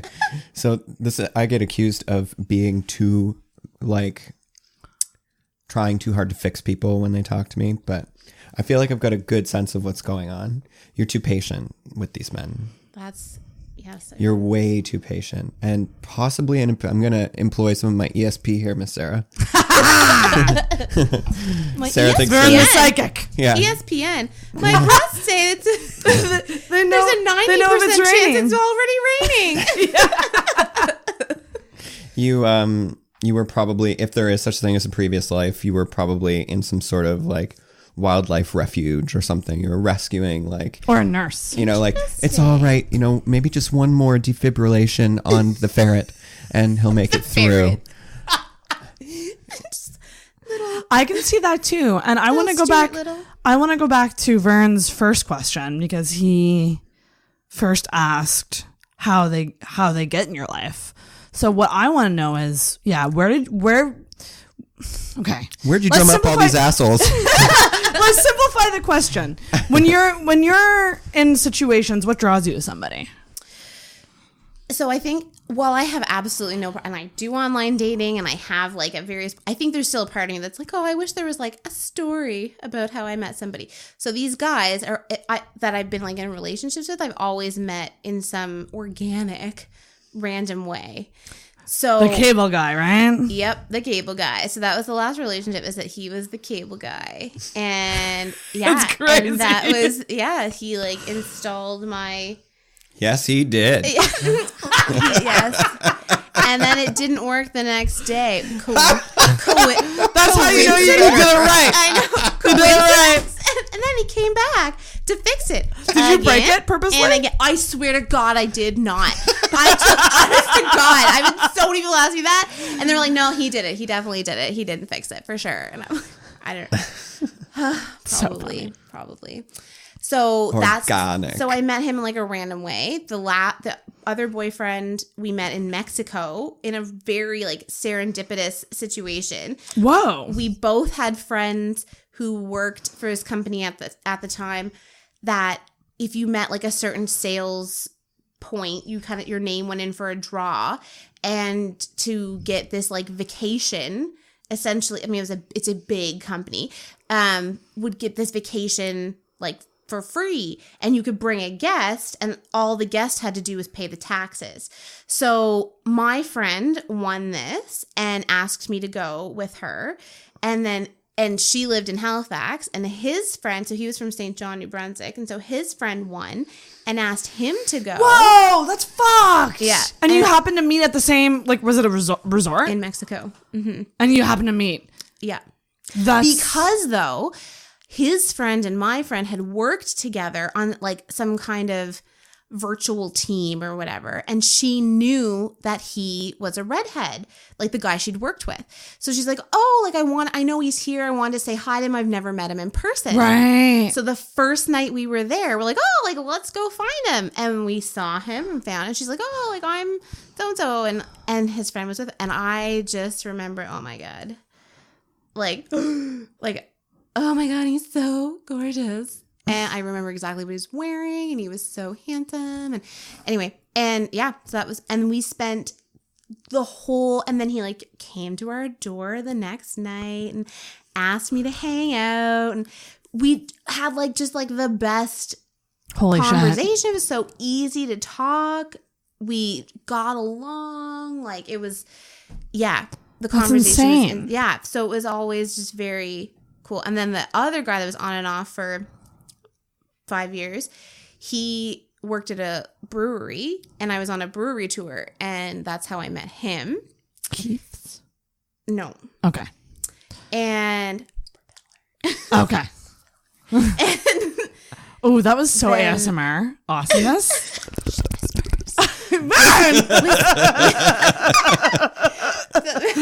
So that's how I met him. The guy before that from Newfoundland, I met because I was working at a call center, and a girl and myself both got off. It was 10 o'clock at night, and we were just we really want pizza. Went to get pizza. This guy and two of his friends were there, and I noticed obviously he was so tall, and we were sitting down eating our pizza, and he looked over. He's like, hey, can I ask you guys something? He's like, how old do you think this guy is? And pointed to his friend. Anyway, it was his friend's birthday So we like guessed about his, and then he invited me like to come to his soccer game like the next day, and so I went to his soccer game, and then you're like a lighthouse. So I heard this analogy.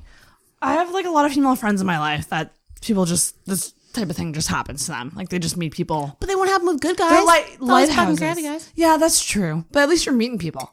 I have situations like that, and it's so just like it's just gone. It's just bye. But like there's lighthouses, and then there's the rocks, and then there's people like me who are Bermuda triangles.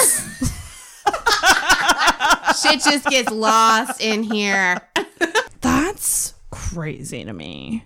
Wow. It's okay. So I have a question. Yes. So the dude that you had a really long conversation with at the resort, the reason I'll tell you why I'm asking this question. It's kind of selfish. It's because I feel like I have this thing where I talk to so many people all day long, and it's it's obligatory that I have to kind of like mold myself around them a little bit so that the interaction is easy and fun and with them. Yeah. And so I'm constantly, You're a chameleon. yeah. Yes. And so, but I run the risk of not knowing what if I've turned it off. What's your true north? Exactly. Who is Vern? Yeah, but I like When you're relaxed. all of those Verns, and all those Verns are like Yeah. And they're not vastly different, but they're different. So I'm never sure when I'm talking to a guy if I'm making it easy for him. Interesting. Yeah. So when you're having this conversation with him and everything's going easy, how do you know if, he's just one way and you're just good at molding around him? So that's an incredible question. And I've thought about it like from that, in that specific context of that question. But I feel I've been in that vein where I've noticed, as far as a conversationalist is concerned, I am an engaging conversationalist. So I ask open-ended questions. I probe about things that they are talking about, things they're interested in. And so I have noticed that these guys, when it's because I'm doing that and you're I'm leading interested. It. Let's be honest. Yeah. You're leading it. And it's not disingenuous, because if I'm interested in somebody, or like, then I want to learn about whatever, but it's never reciprocated. Somebody better hit that bell. And that I had not noticed until the most recent. I noticed it with like the guy before that. I'd felt it a bit for sure, but the most recent guy, I genuinely it felt like pulling teeth. Yeah. I would ask about like, oh, how's your family? How, like, his dad got in an accident. How's your dad doing? Or how's your friend? Or how's so-and-so? What's up with this? How was work? Yeah. Da, da, da, da. He may ask like, how was your day? But never like, how's your friend? How's your, like, right. even, like, oh, you Not met up asking with the questions Megan back. and like you hadn't seen Sarah in a while, right? Like how that, like I could have talked about it, but he would never Ask. ever ask. Like there was never. And any I of feel that. like what comes with being a good, like you guys, being good conversationalists, you can walk away maybe sometimes and go, that was a really great conversation. But why? But then you don't always think, well, wait a second. They didn't ask me anything. Was that really good? Maybe not as good as But I mean, I enjoyed myself in the process. Yeah, Exactly. Yeah. But at some point, I'm currently unaware of that part of me that's unfulfilled because I've got, so much enjoyment out of bringing them out of them. Yes. But I will at some point realize that I'm unfulfilled. And then I'll wonder why that is. And then it turns out that I'm way more into them than they're into me. They're into themselves and they're not capable of being into me. And they're letting me into their lives because I'm into them. You're asking them questions about them. Yep. And that's such a huge thing. But I feel like we're fed that too. Yeah. About to be like, you need to ask people about themselves. Don't be selfish. Yeah. Don't be like self and only talk about yourself.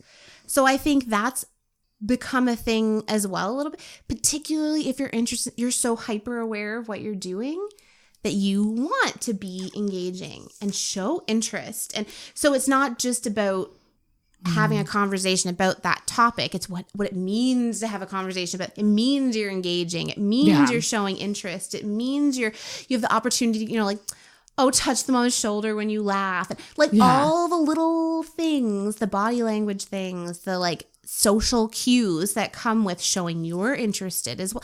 Like it's the whole picture. And then you get lost in that. You just keep doing that. And again, it's not that you're not interested in them, but you're just like, hey, can you be interested in me too? Yeah. Want to ask about me? And then I feel like they did in the beginning.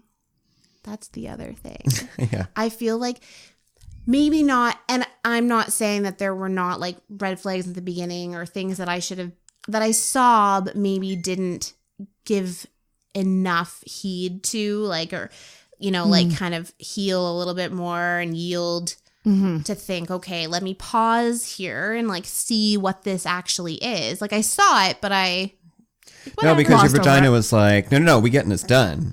Right. The vagina filter. They have a penis and I have a vagina. Let's get together. Yeah. It's interesting to me because I'm in a current situation where I do have someone who's very attentive to my life and asks me 1,000 questions, unlike any other guy that and I ask back, but I don't get a lot. It's almost the other extreme. It's I don't want to talk about me and I only want to talk about you. And that's kind of sketchy too. And he won't open up? Every now and then. Okay. Just not as much. It's not equal. Okay. You are more open than he is. Yeah. And he's very attentive and very detailed in his questions. But it's like still not reciprocal. No. It cannot flow both ways, which is, you're right, it's the same problem. So like, if he asks a question and then I answer and then I ask it back to, make a conversation. Right. And actually genuinely learn more. Yeah. It's very one-word answer or you wouldn't find it interesting. Anyways, tell me about da. So has he maybe had a lot of people who have not asked him questions before? Or maybe he's tired of answering questions. Or that. I think that's more that one. Yeah. So like the nature of his life, he's tired of answering questions? I think like, does he talk to people a lot? I think it's the nature of the life. Okay. Yeah, for sure. Okay. So I've kind of just embraced it, to be honest. Yep. And I'm like, I'm enjoying this attention because not many guys in the past have done it. Well, he can't say that he doesn't know that you are interested, unless he's completely obtuse and just not. He couldn't deny that you're asking the questions, that you're showing the interest. Yep. If he's just mentally, physically exhausted or just can't talk anymore for whatever the reason, is he though like filing that away that, but Sarah shows interest, so, I'm showing interest. Yep. She shows interest to me too. I feel like you could get on with this fine if he would just say, I don't want to talk about me. If it was open. Is that okay with you? Mm-hmm. Yeah. If he could acknowledge it, then you could move on. But you know what we're trying to do here is we're all trying to roast a chicken. We are. Every time we go to the grocery store, they only have chicken breasts on sale one week. And then the next week we go and they only have drumsticks on sale, but no chicken breasts. And we just want a goddamn whole chicken. The whole fucking chicken. Am I going to make a chicken out of utility parts? Like, come on.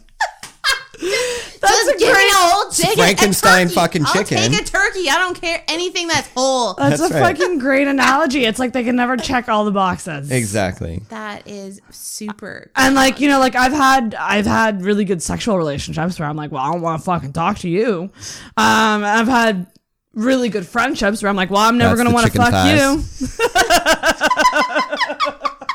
But like, they got to check all these things. And I think like the other part too of it is like people around you can tend to make you feel like you're being too picky. Yep. And that's a huge thing. And we feel like we're also told, well, you can't have everything. Oh my God, you took the I words hate right that. out of my mouth. I hate that. I hate It's such a that. fucking lie. We are like, well, you have to compromise. You have to sacrifice something.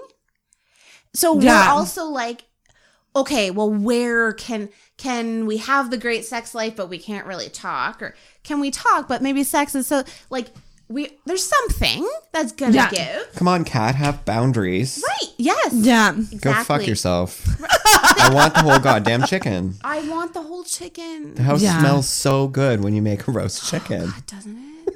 Like you rub those spices in there. Right. Oil it up. Put some butter underneath the skin. oh, and you stuff it. I'm gonna baste you. I'm gonna baste you. Baste you all day long. Oh, fuck yeah. Get that stuffing in there. Really want chicken now. Oh, fuck. Like, so bad. Why is Thanksgiving over? I have an idea. We're gonna try to take it back to Positive Town. Yeah.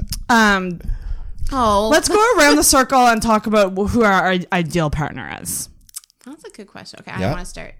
Vern, you start. Okay. I think with a certain margin of error that my partner is around my age. Certain things matter less and less as I get older. So I used to describe people physically.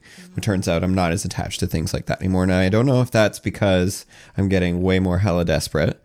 But I used to say they always had to be taller than me. They always had to be heavier than me. They had to have really nice teeth. They had usually dark hair, blue eyes, and the bearded. Classic combo. Yeah. Although I love me a root beer brown eye every now and then.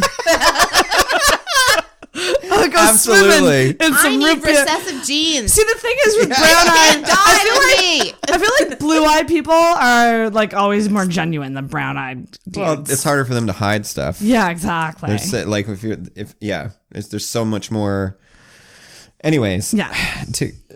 Where do you go from there? So I would say they need to have a pretty secure career. Mm-hmm. They need to be educated and intelligent, but that could be self-educated on any number of, I didn't go to university, and it doesn't mean a degree. It just means intelligence. Yeah. And you're interested in learning. Yeah, absolutely. Like that doesn't just stop in life. Like you can take an interest in shit.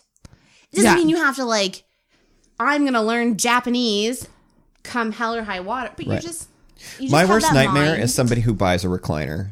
Oh God. Like, I don't need to that has a cup holder fester in a basement and play video games. And that's just that's my worst nightmare.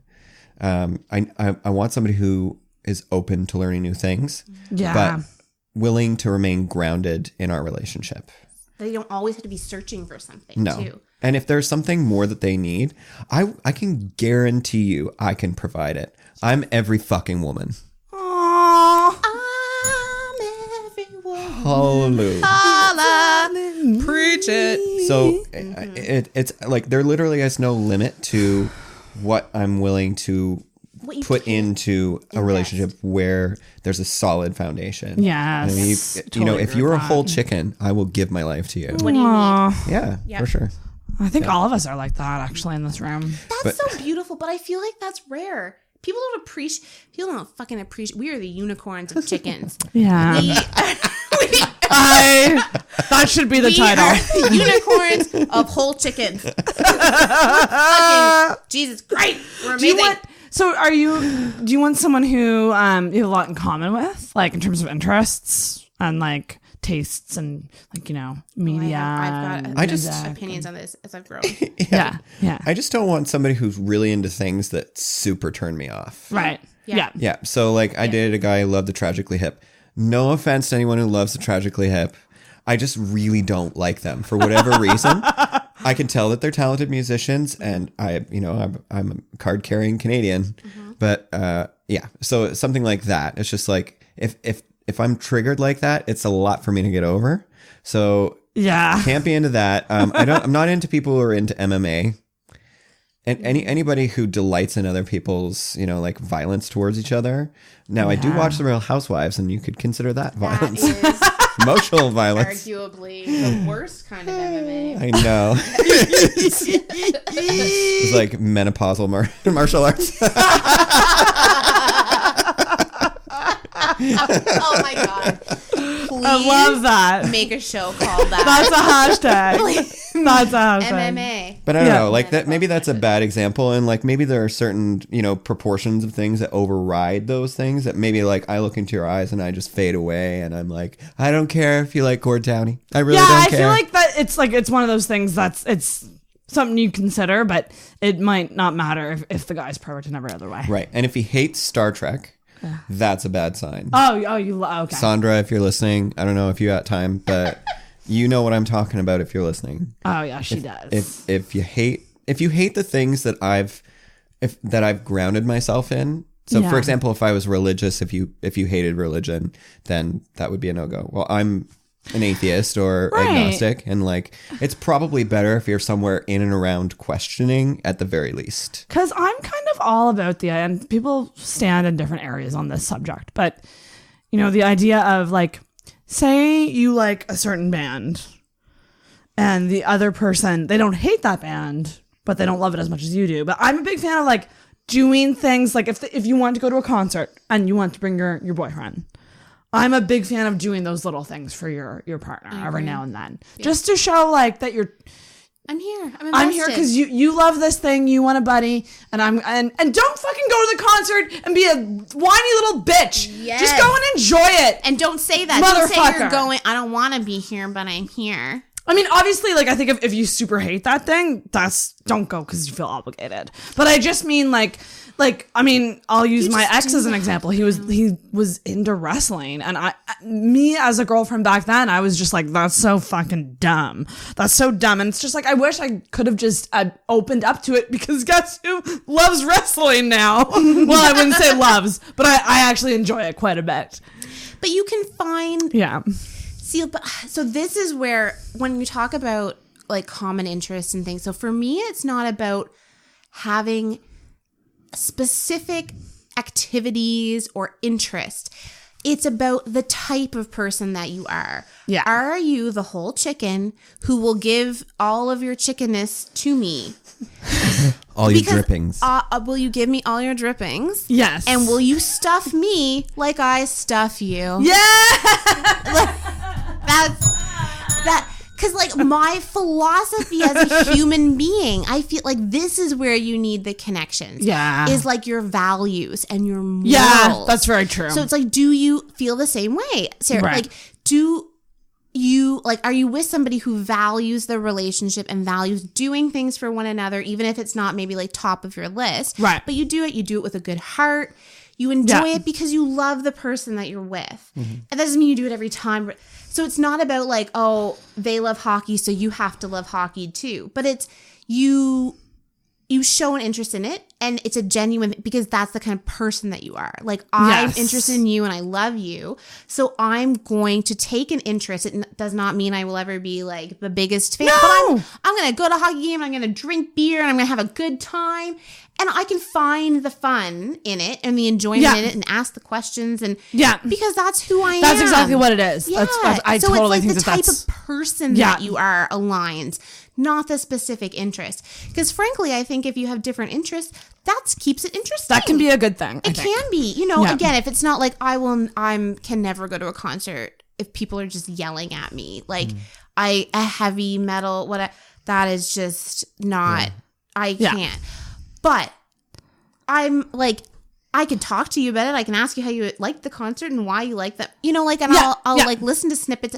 But that's just who I am as a person. I'm not going to like shut you down. If that doesn't interest me, I'm not talking about, I'm going to talk about my thing that interests me. So I think it's about those, again, like those values, those morals, those like what makes you up as a person. Those things connect.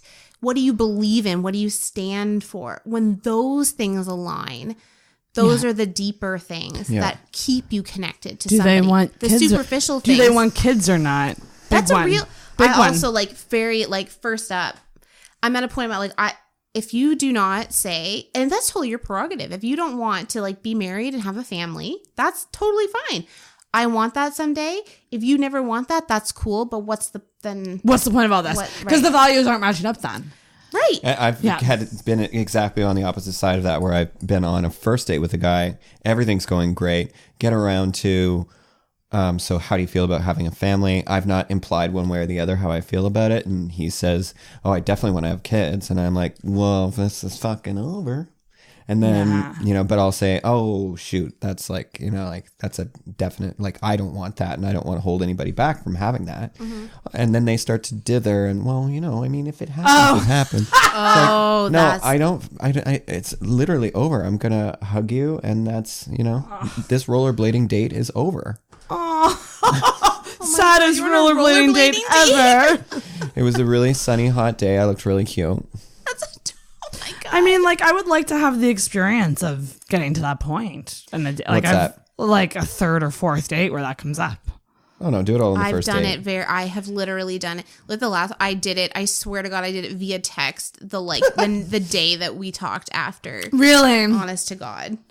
I see very little point. If I can't just say that, and I'm not saying tomorrow, and I'm not saying with you, I'm just saying this is what I want. And it has to be a possibility with you. Like if you blatantly know that you don't want those things, you shouldn't have to sacrifice on them either. Like, I don't ever want to have children with somebody who was wishy-washy about it. I don't ever want them to resist. Like, that's a life-changing decision. I shouldn't have to compromise on that, and neither should you. So if you don't want it, that's completely fine. Then you just have to be upfront with me and tell me that. And then that's cool. Yeah. So it would just suck if they were perfect in every other way. But I can't compromise on that either. I don't feel that way now anyway. Again, who knows what life has in store. Please, God, don't let me be single 10 years from now. But if I am, then maybe I feel differently. But right now, and when I was in my 20s, I felt different. But now I'm like, nope, I know it for sure. And it fucking sucks as women that if this is something you want, you do have a window, before that, unfortunately, is not the best route to go down anymore. But that window's getting bigger. It is, which good. I fucking love. Who had a baby? Kate Hudson had a baby, and she's like 40. Yeah. So it's more time than. I'm not as in shape as her though. But whatever, fuck it. Fuck Kate Hudson. I'm sure she's a drug addict or something. So she there's some other thing that's impacting her system, and it's fine. It's good. Yeah. You're from Antigonish. She's got good genes. I just believe that because we're Atlantic Canadians. I know somebody who had a 6-year-old kid or 7-year-old kid and met the love of her life, and she's been with him ever since. And then that too. So you could conceivably go about not waiting for no man for that. Yeah. And then conceivably meet the person that wants to be his dad movie? Or her dad. Was that Jennifer Lopez movie? Oh yeah, where she makes that decision. What the fuck is that called? Oh yeah, she makes a decision to have a kid on her own. She goes through artificial insemination, and literally the day. So then however many weeks later, she takes the day she goes to the doctor, finds out yes for sure she's pregnant. She meets the guy. Yeah, whatever. But that's a real thing. Again, if somebody can't, if you're too wimpy for me to be able to say, hey, I want to have kids and I see myself having a family and being married at some point. I'm not saying with you and I'm not saying tomorrow, but I am saying that that's something that I see in my life and I feel strongly about. If I can't say that to somebody and them either be like, yeah, me too, or no, I don't see that, then there's no point. What's the point anyway? If you're that immature. Yeah. Now, look, I mean, I'll be honest. Again, all of these guys who have been the worst human beings have all said the right thing at the beginning, and then they turn out to be complete crap. I feel like I do my due diligence too. I don't know what am I not? It's not. It's nothing you're doing. Is the thing. Or I'm not. I feel like I'm just not being critical enough. You aren't. I'm going to let you say it all because you will. That I get there. But there's the difference between the knowing it and the doing it. Yeah, the doing it is tough. Because it's the what ifs. Can I just little intermediate point here? When I've said to people before, I don't really want to have kids. I have no desire to do that. And if I did, it would be a really expensive endeavor, and it can't happen accidentally. Mm-hmm. The fact that it's legal is not a good motivation for me. I certainly feel like I personally have so much more self-work to do that I wouldn't be able to give enough to a child. But I enjoy being nurturing in small doses. So I know what I enjoy, how I enjoy expressing that nurturing side of myself now. And it's often just to my clients, giving that extra little bit of TLC or whatever. But people have often tried to console me where I haven't implied any distress over that decision that it could happen for you. It could. And I'm like, I get that can too. you stop giving me a migraine? This is a nightmare. I get that too. Yeah, I get that too. Not seen enough of that because lately. Not pressuring people. If people can make the decision, men and women, to not have children, and it doesn't mean that they're like missing out on. It's a decision. Mm-hmm. It's a decision, but also like it's interesting. I fall right in the middle between you two because you really want them, you don't, and I don't know. Like but that's I don't too. I don't know what I want, but I've and I've said this to mother friends of mine, like friends who are moms, being like, you know, I just don't want to fall in love with the idea of this vision of me as a mother because frankly might not happen. I'm 31. I've been single for 6 years. I'm not rich. I don't really want to adopt. So I don't want to fall in love with that reality or that vision for myself because it might not happen. And then they go, oh, but you know, it might. Like, and I'm just like, but that's not the point. Yeah. I really don't see a world in which that is going to happen for me. But what you do is you now. get a loan for the artificial insemination, and then you pay it off with the child support you get from the government. So you get like $400 a month or something. You just make sure that the minimum payment on your loan is smaller than the child support you would get. Or you stop taking birth control and find a really phenomenal man and just sleep with him. And cream pie it up. Exactly. And then just I never talk to him again. I lean more towards no, I don't want them, but I'm You're not totally closed off to the idea. I'm not totally closed off to the idea. And I think that though keeps you open to more people too. So for you, it's about the partner first and foremost. For me, it's about the partner, but you have to also see your life going that way. But so for you, you're open to both sides of it. I'm open to both sides. Yeah. And preferably I would like someone who's kind of in the same boat as me. Like where they're like, well, he's in the same neighborhood as you, so. Oh, come on, Vern. Vern seems to think that my love is like very geographically close to me. But let's go back to it. Building? Catherine, who's your perfect partner? Oh, right. This was a good question. I feel like Vern said it very perfectly. As I've gotten older, like the physical things they're still there. The height being the most important. Oh, so many women put so much on the height thing. I know. I swear to God, it's my mom. It's her fault. It's her fucking fault. She has said because my dad is like 6'2", and so I'm 5'9", she's like 5'8" or something like that. So she's like, you know, relatively tall for a woman too. And my dad's tall. My grandfather is tall. Everybody's tall. And my whole life, she has always made little like quips about short, like, I've always liked a tall man, or, oh, like he's too short, or like some little off. And so it has become ingrained. So you like a tall guy? I like a tall guy. And I distinctly remember this guy that I was like kind of during the off time of the 5-year guy who was phenomenal. He was a great guy. Wonderful. Absolutely wonderful. But he was like a good 4 inches shorter than me. But she loved the idea of him. Like, he was an engineer, came from a good family. He was lovely. He was very sweet. He wanted the same things in life. He was easy to talk to, blah, blah, blah, blah. And she's like, well, Catherine, you know, like, that's not everything. Fuck you. You can't say that now. That's been everything. My whole life. That almost makes her sound like she's desperate for you or something.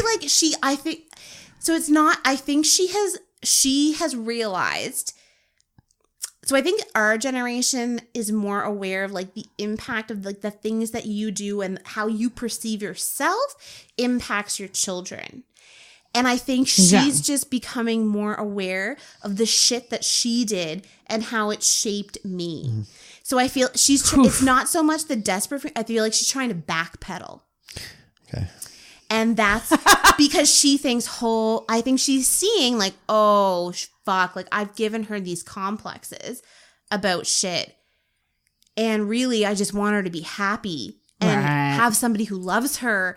And at the end of the day, if he's fucking 4 inches shorter than her, but she's the happiest thing in the world and he's wonderful to her, I don't care as a mom. That's great.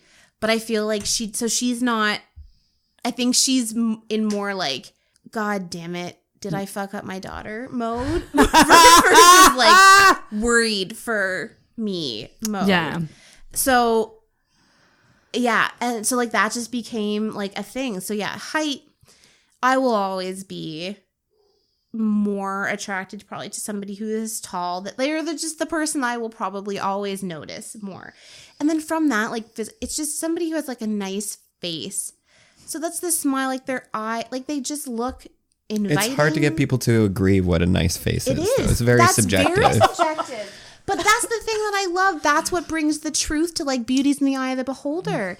That's why that's so true. I think eyes and smile are key. Yeah, but what you find beautiful as eyes and is completely different. Like someone might like a really quirky smile, or like it's so. And I love that though. I love that. That also I think is empowering in that not everybody's gonna like you, and you don't have to like everybody, and that's okay. Yeah. Like, because I think for a long time I'm also a people pleaser. So for a long time, if somebody didn't like me, it was like really working my butt off to figure out why and what can I do that to too. change it. Oh my God, I hate that. I hate it too. I hate that aspect of me. Yeah. Because it's why. It's okay. If you're not like my biggest fan, that's fine. Like that doesn't mean there's something wrong. Anyways, so I feel like I just want Vern to pick my perfect guy. I feel like Vern could describe my perfect guy. You kind of nailed it on the head. Yeah. Earlier. Like, I just keep thinking about this idea of how we tend to look at the various elements of prospective partners in isolation from each other. We tend to like literally chop them up into the visual, the emotional, the career, the very on paper. siloed. And yeah, absolutely. But when it comes down to it, it's going to be the amalgamation of all those things in whatever order or whatever, like it's very much like, how the dice come out of a Yahtzee can or whatever. Yep. And so what I can tell you is that short men fuck best. They really do, in my opinion, because of just the mechanics of they can get back to it really quick, whereas like longer limbed men, it's like they fuck you like they're talking slow. It's too much to move around. Sorry, that was perfect.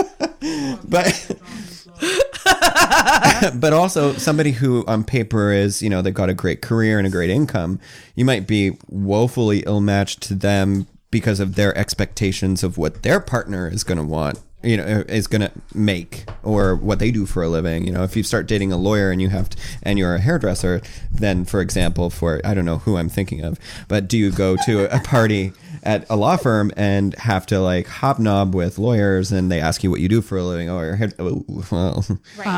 that then make them feel insecure that their partner is not on their level? Not enough. Yeah. Mm-hmm. But like I want nicer things than I can afford, so I'm gonna aim high. I'm always gonna have expensive taste. That's my dad's like I think first comment to like somebody them date is like she's not cheap to maintain. That is so literally true with you. Girl, you got guts. I do. You got guts. And I'm, on the other hand, would cry if I was brought McDonald's. Bring me some nuggets and I would just be like, really? Here's my vagina. You're so perfect. Here's my dipping sauce. Dipping sauce of choice. I am your chicken. So what other things do you want? Personality-wise. Well, somebody like just this kind of vibe. Somebody that I can just have a conversation with and we can laugh and we can like intermingle like the joking with the real stuff. Yes. Yeah. It's just the flow. So it's so hard to like to pinpoint, because I think like what Vern said is really important. Like there are all these things that are siloed, like, and maybe I have certain silos that other people don't, or I put more emphasis on certain ones. But ultimately, however, the dice, whatever the dice turn up, it's kind of deciding, do they have all these silos and like what ratio, and does that ratio work for me? Because ultimately, like it's so hard to put. So yeah, somebody I can laugh with, somebody that wants a family. I think somebody that understands the importance of communication. That doesn't mean they're necessarily a great communicator or have it all figured out, but they understand the importance of it.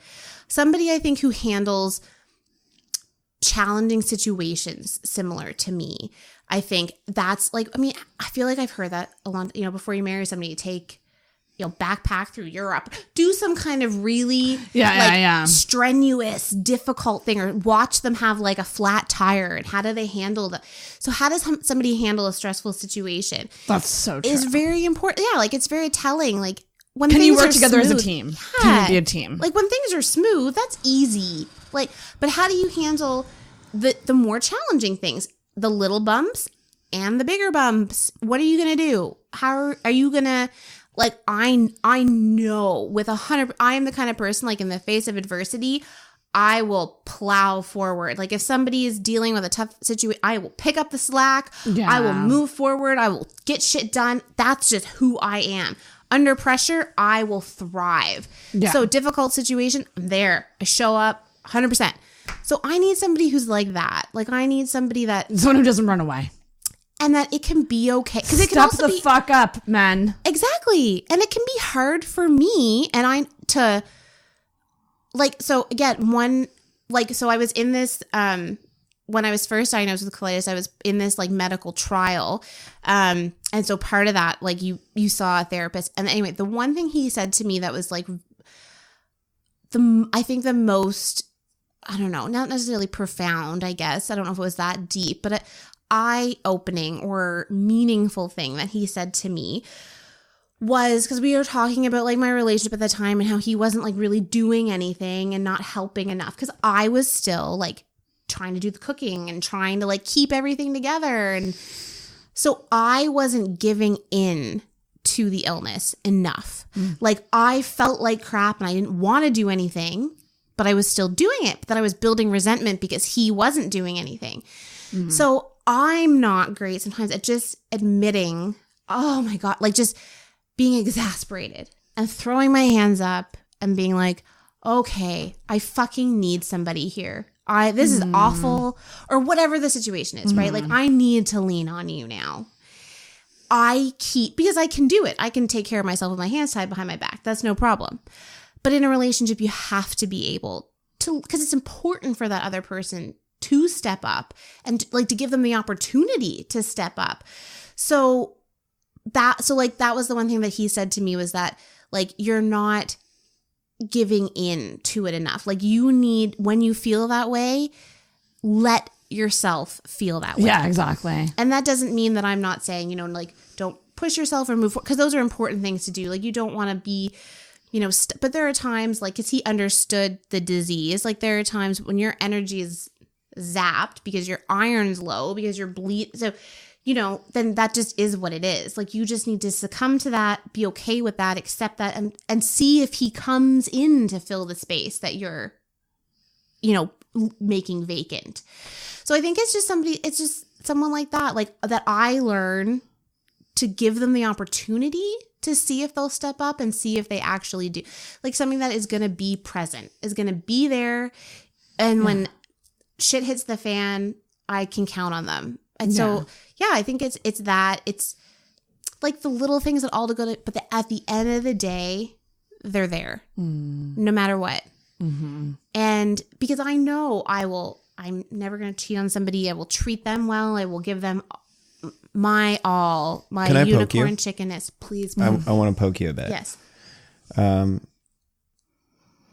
pressure. That's no pressure at all. Okay.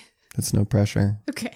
That was a lot of fucking pressure for some people to say, like, I will never fail. That's true. I mean, like, what if I do then fail? Then, like, oh my God, I've let you down and I've ruined everything. And like, but I put up with so much. So you can fail forever, and I'd probably still be like, it's cool. I mean, I still want it. Yeah. Because for sure, I don't want somebody to feel that pressure. Like, and I don't know how I would ever really articulate that to somebody, that's the kind of thing that I'm looking for in a way that kind of gets the gist across without feeling like this huge weight of like, oh my God, she's going to be there and she's so strong and blah, blah, blah. Yeah. Holy fuck. I don't know how I'm going to react in those situations. So I don't know. That's like, and I think a really important thing to say. I don't know how I would communicate that vibe that I would hope for and the action to back it up without making somebody feel that pressure. Because I think that's that's okay. You can make mistakes. Like, you can do crappy things, but it's the being able, I don't know if it's then the being able to recognize it, the being and owning it, the being okay with the constructive feedback. Like, you really hurt me here, or I really needed you and you weren't there. And then the like openness to then moving forward and trying to not have that same thing happen again. And it may. There's a real duality there, and I'm responding to it because I think I do the same thing. It's like I really say to people, you know, it's, well, this isn't working out, so I'm just going to go my own way. You know, I'm just going to drop things and blah, blah, blah, blah, blah. And then, but so the duality is that you absolutely are looking for someone to be there when things fail, but also don't worry because things will never fail. So it's like a challenge that they, you know, this sort of mythical challenge that they're never actually going to have to face. But at the same time, if they do, they're not prepared by any prior tests or trials, because, you know, it's only it's like break glass in the event of an emergency, because you will take care of everything. Because you're that strong. Interesting. But I think that you can live your life much more vulnerable from the get-go, even before you meet this person, even before, you know, you could even be that vulnerable to meet that person. You might meet that person, you know, like, I don't know exactly how to articulate what I'm saying, but it is a double-edged sword, what you're saying. And I experience that as well. It's sort of like the needy, not needy. You know, like I know that I need things. I definitely need things if I'm in a relationship, but I almost feel like it's too much to ask. So I just won't ask for it until it's too late and it's built up and it's turned into something so much bigger. Yeah. So much bigger. And so when I say, you know, like, oh, that's no pressure, I don't know how you would solve that conundrum, because you are absolutely perfect to continue the way you are, and you're perfect to meet a person, but that is a double-edged sword. And I see what you're saying. I wanted to hear how you would respond to that, because like I say, I struggle and I haven't figured it out. So this is the thing that I've been thinking about lately is, you know, Sarah Jessica Parker's movie, like Failure to Launch. No, what's that? Movie? Okay. With Matthew McConaughey? With Matthew McConaughey. Mm-hmm. So he is this guy who still lives at home, and he's like in his 30s, or you find out he had like a kind of a failed relationship and it had a really bad impact on him. But anyway, so his parents hire this woman to like get in a relationship with him essentially and build up his whatever, do what they kind of need to do to get him out of the house.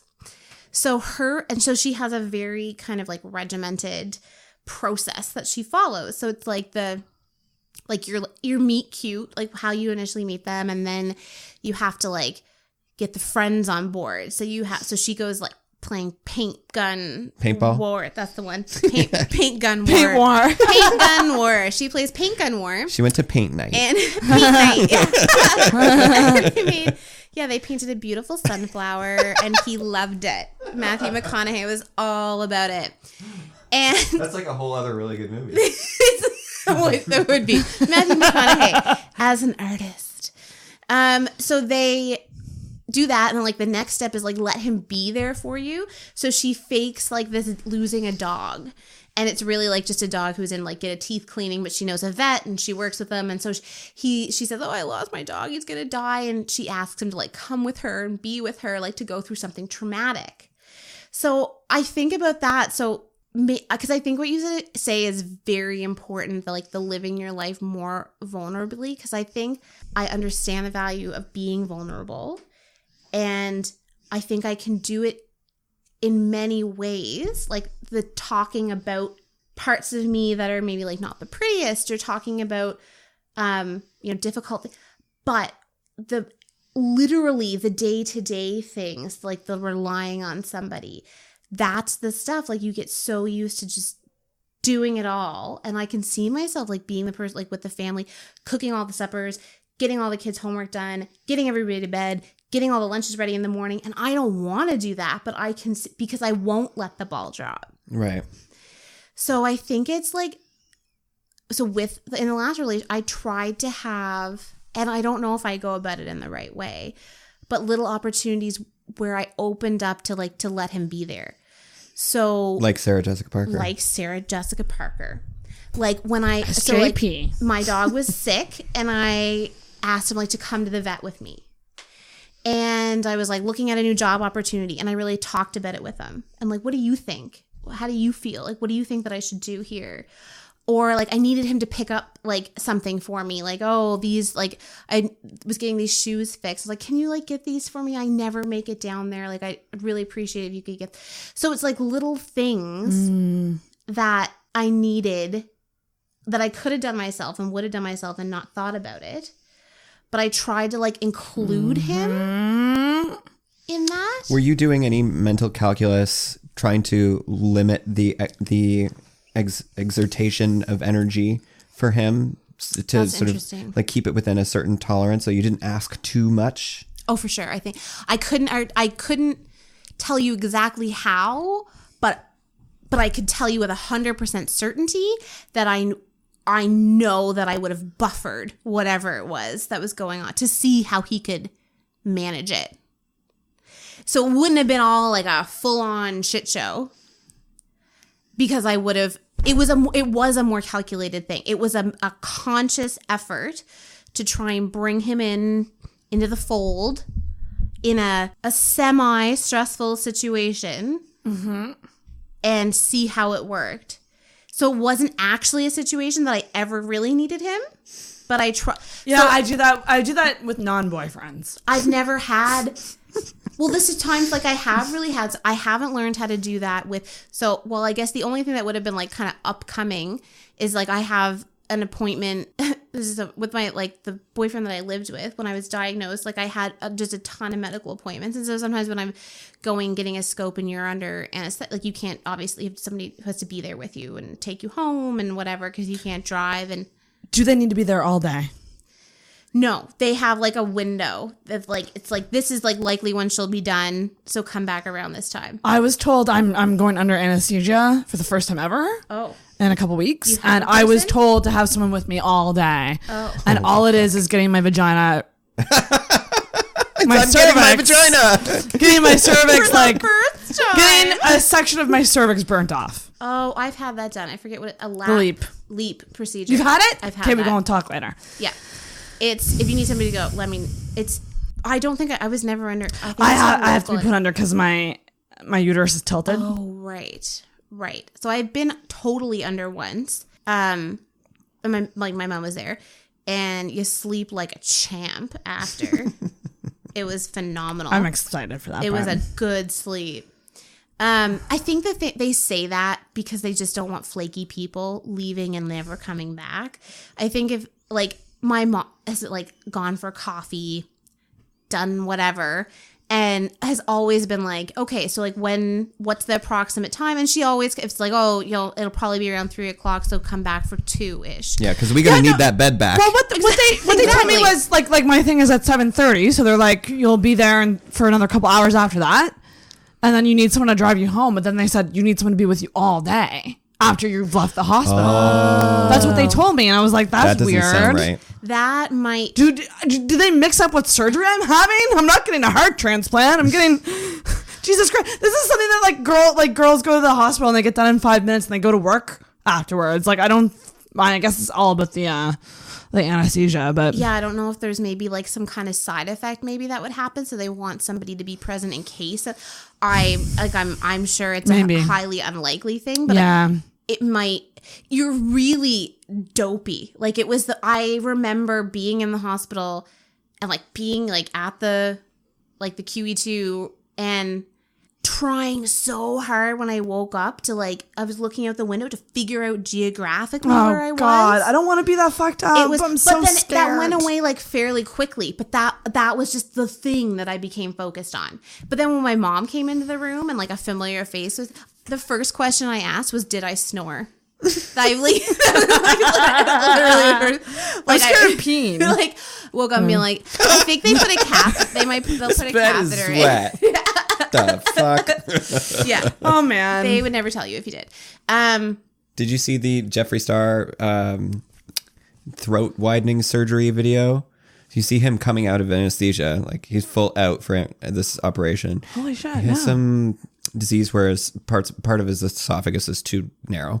So he had to have somebody, I think it might have been the second or third time. Anyway, you go under for it. So you get to watch him. It's fully documented. So if you want to like bring yourself up on to speed, I don't like being that fucked up. Like I'm not looking forward to this, but whatever. I'll have to get it over with. Do you have a person who's going to be? I have like multiple options. So okay.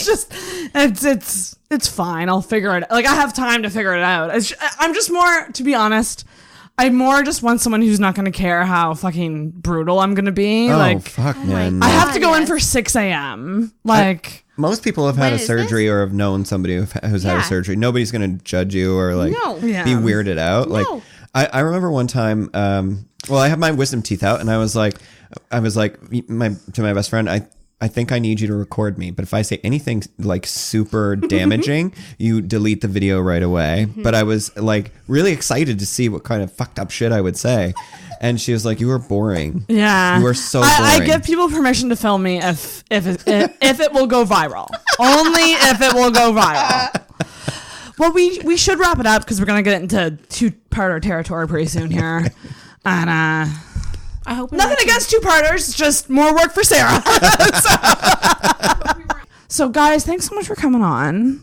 Thank you. I feel like I was just like enthralled this whole time. Like I've learned a lot actually. That's what I've learned a lot through this. This was very insightful. I just love talking. And I want to get that fucking book, that attached book or whatever it is. I want to get that. And I just like anything that helps me put things in perspective. This was it was talking to other people, learning about their experiences. Yeah. Anything that helps me like bring it back to me. What does that mean for me? How do I relate that to my... Yeah. So I think just talking to people who are easy to talk to is such an awesome thing to do. It helps so hard. Yeah, it really, really does. So you guys were great. You'll both be back on. I know it. I just know it. So this is not the end. This is not goodbye. It's see you later. See you later. See you later, alligator. It's the tip of the iceberg, so to speak. Like I'm gonna give Catherine the final bell. Catherine, ring that bell. Yay! Ding, ding. Intoxicated cherry popped. God, you a loose woman, yeah.